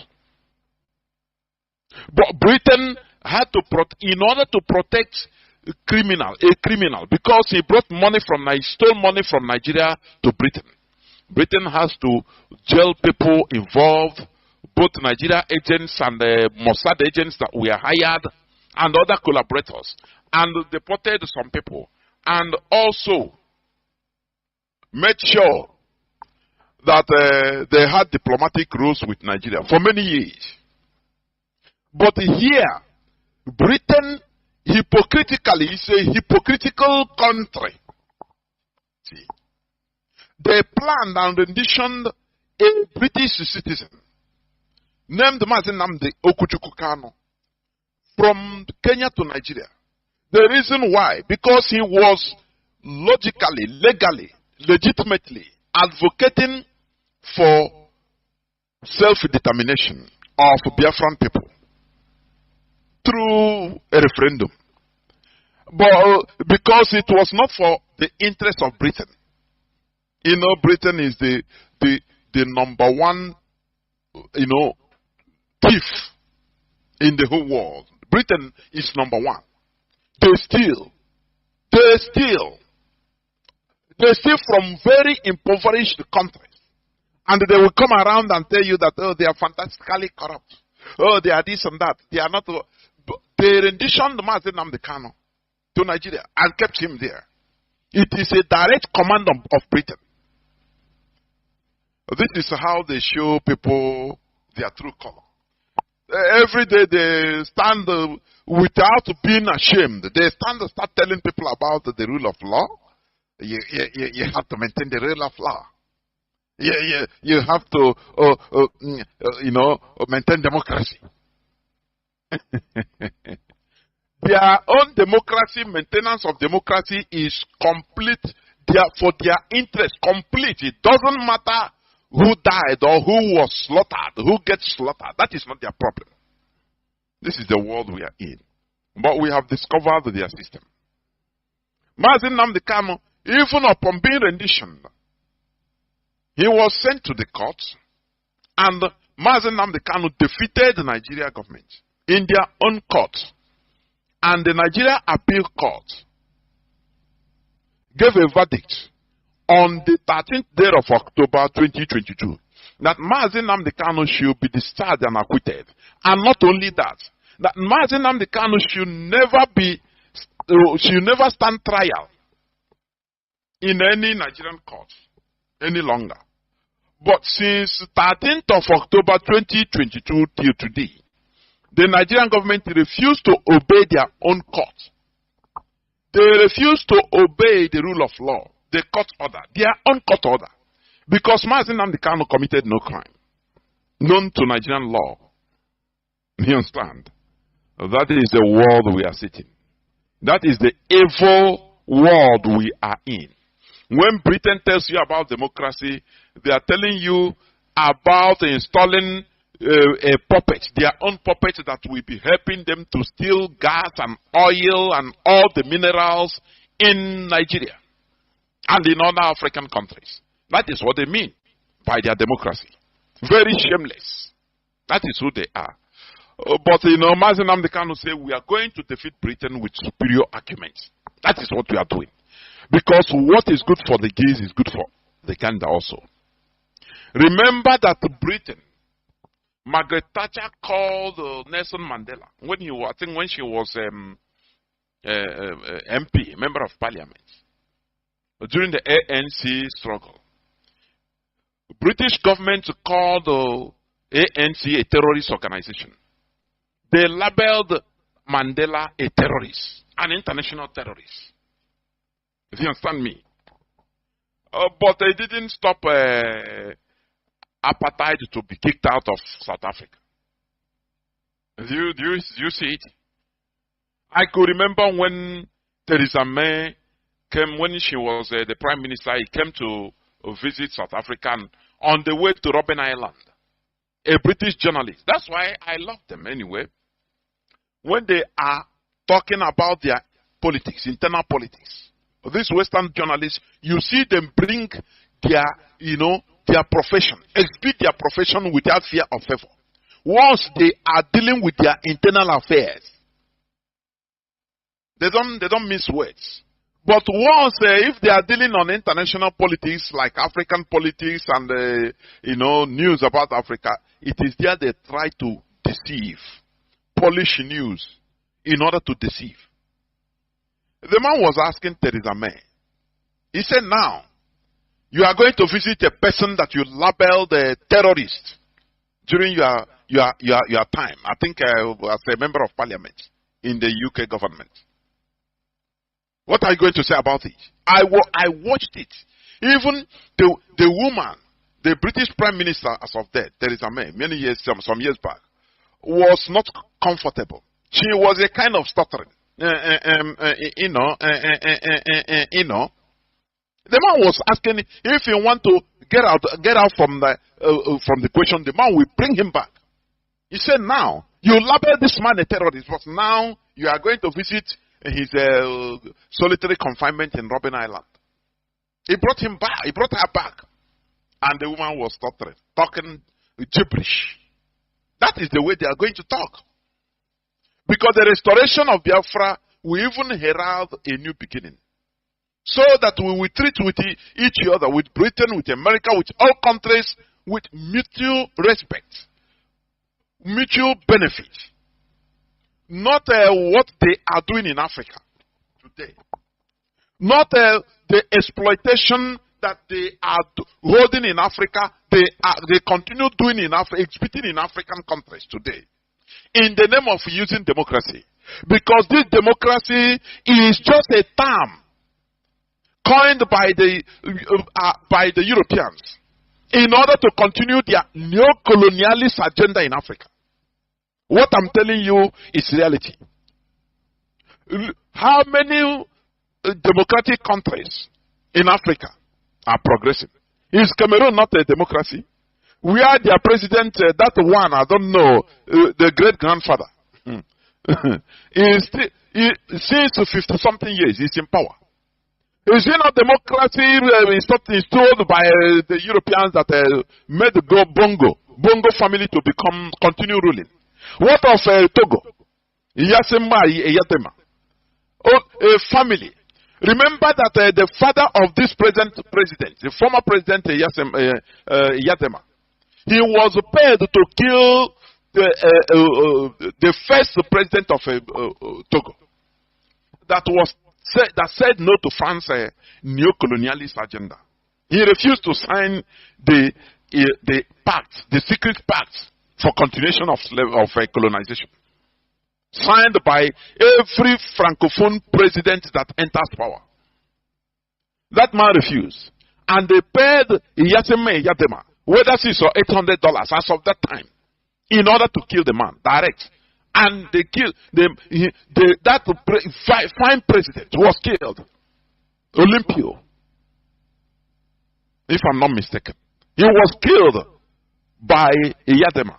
And after dying, his son took over till today. And today, we are hearing that the European Union force, they are mobilizing in Togo. You know that is the continuation of the scramble for Africa. But this time around, it is no more business. It's not going to be business as usual. Remember, America tried all their best in order to subjugate Afghanistan. But they got resistance from the people. The people, it doesn't matter with your military power. Once the population is against you, there is nothing you can do. I am telling you. It's a matter of time. Who is in power today? Who runs the government of Afghanistan today? It is the Taliban. The people that we are called names, killed by Americans, done everything. But it doesn't matter the number of years. They resisted because it is their land. A foreigner will come and go, but the owner of the land will remain. So they are in power now. And the world is dealing with them. You have to deal, you have no choice. Because you have to respect international laws. The sovereignty laws, Westphalian sovereignty laws. That is the reality. So it doesn't matter what the Europeans or the West, they have the weapons, they have everything. But we, the indigenous people in Africa, we are in our continent. We are patient. The Europeans, they are brief because for them, ECOWAS is wasting time in order to go to war against Niger. Now they come direct, stationing in Togo, their military forces. But you can win the war, but you can, to win the peace will be the problem. America won the war in Afghanistan. I could remember when W. Bush was black, happy on television that they bombed the Tora Bora with the Tomahawk missile. After all those things, the end justifies the means. Who is there today? America tried everything in order to find a saving face to run away from Afghanistan. Because you can bomb, you can occupy people with military force, but you come and rule now. That is the problem. One day you will run away. Once the people are against you, there is nothing you can do. It doesn't matter, it takes 1 year, it can take 10 years, it can take 20, 50 years, you must surely run away. That is the reality. Because the population, African populace, is now opening eyes on our suffering in that continent. That, they smartly installed people, that are representing only their benefit in the name of democracy. Today, Africans are waking up. You understand? That is why today I'm going to talk on a topic that says genuine Pan-Africanism. That is the topic of our discussion today. Therefore, I want each and every one of you listening to me to invite your friends and well-wishers onto this hallowed platform. This is where we preach the gospel of liberation. The gospel of genuine Pan-Africanism is not making mouth service. No. We say it the way it should be, so that we shall progress, so that Africa will restore its space in this beautiful earth we are in. Because we have been a people cajoled, subjugated, enslaved, in any way, continuous exploitation.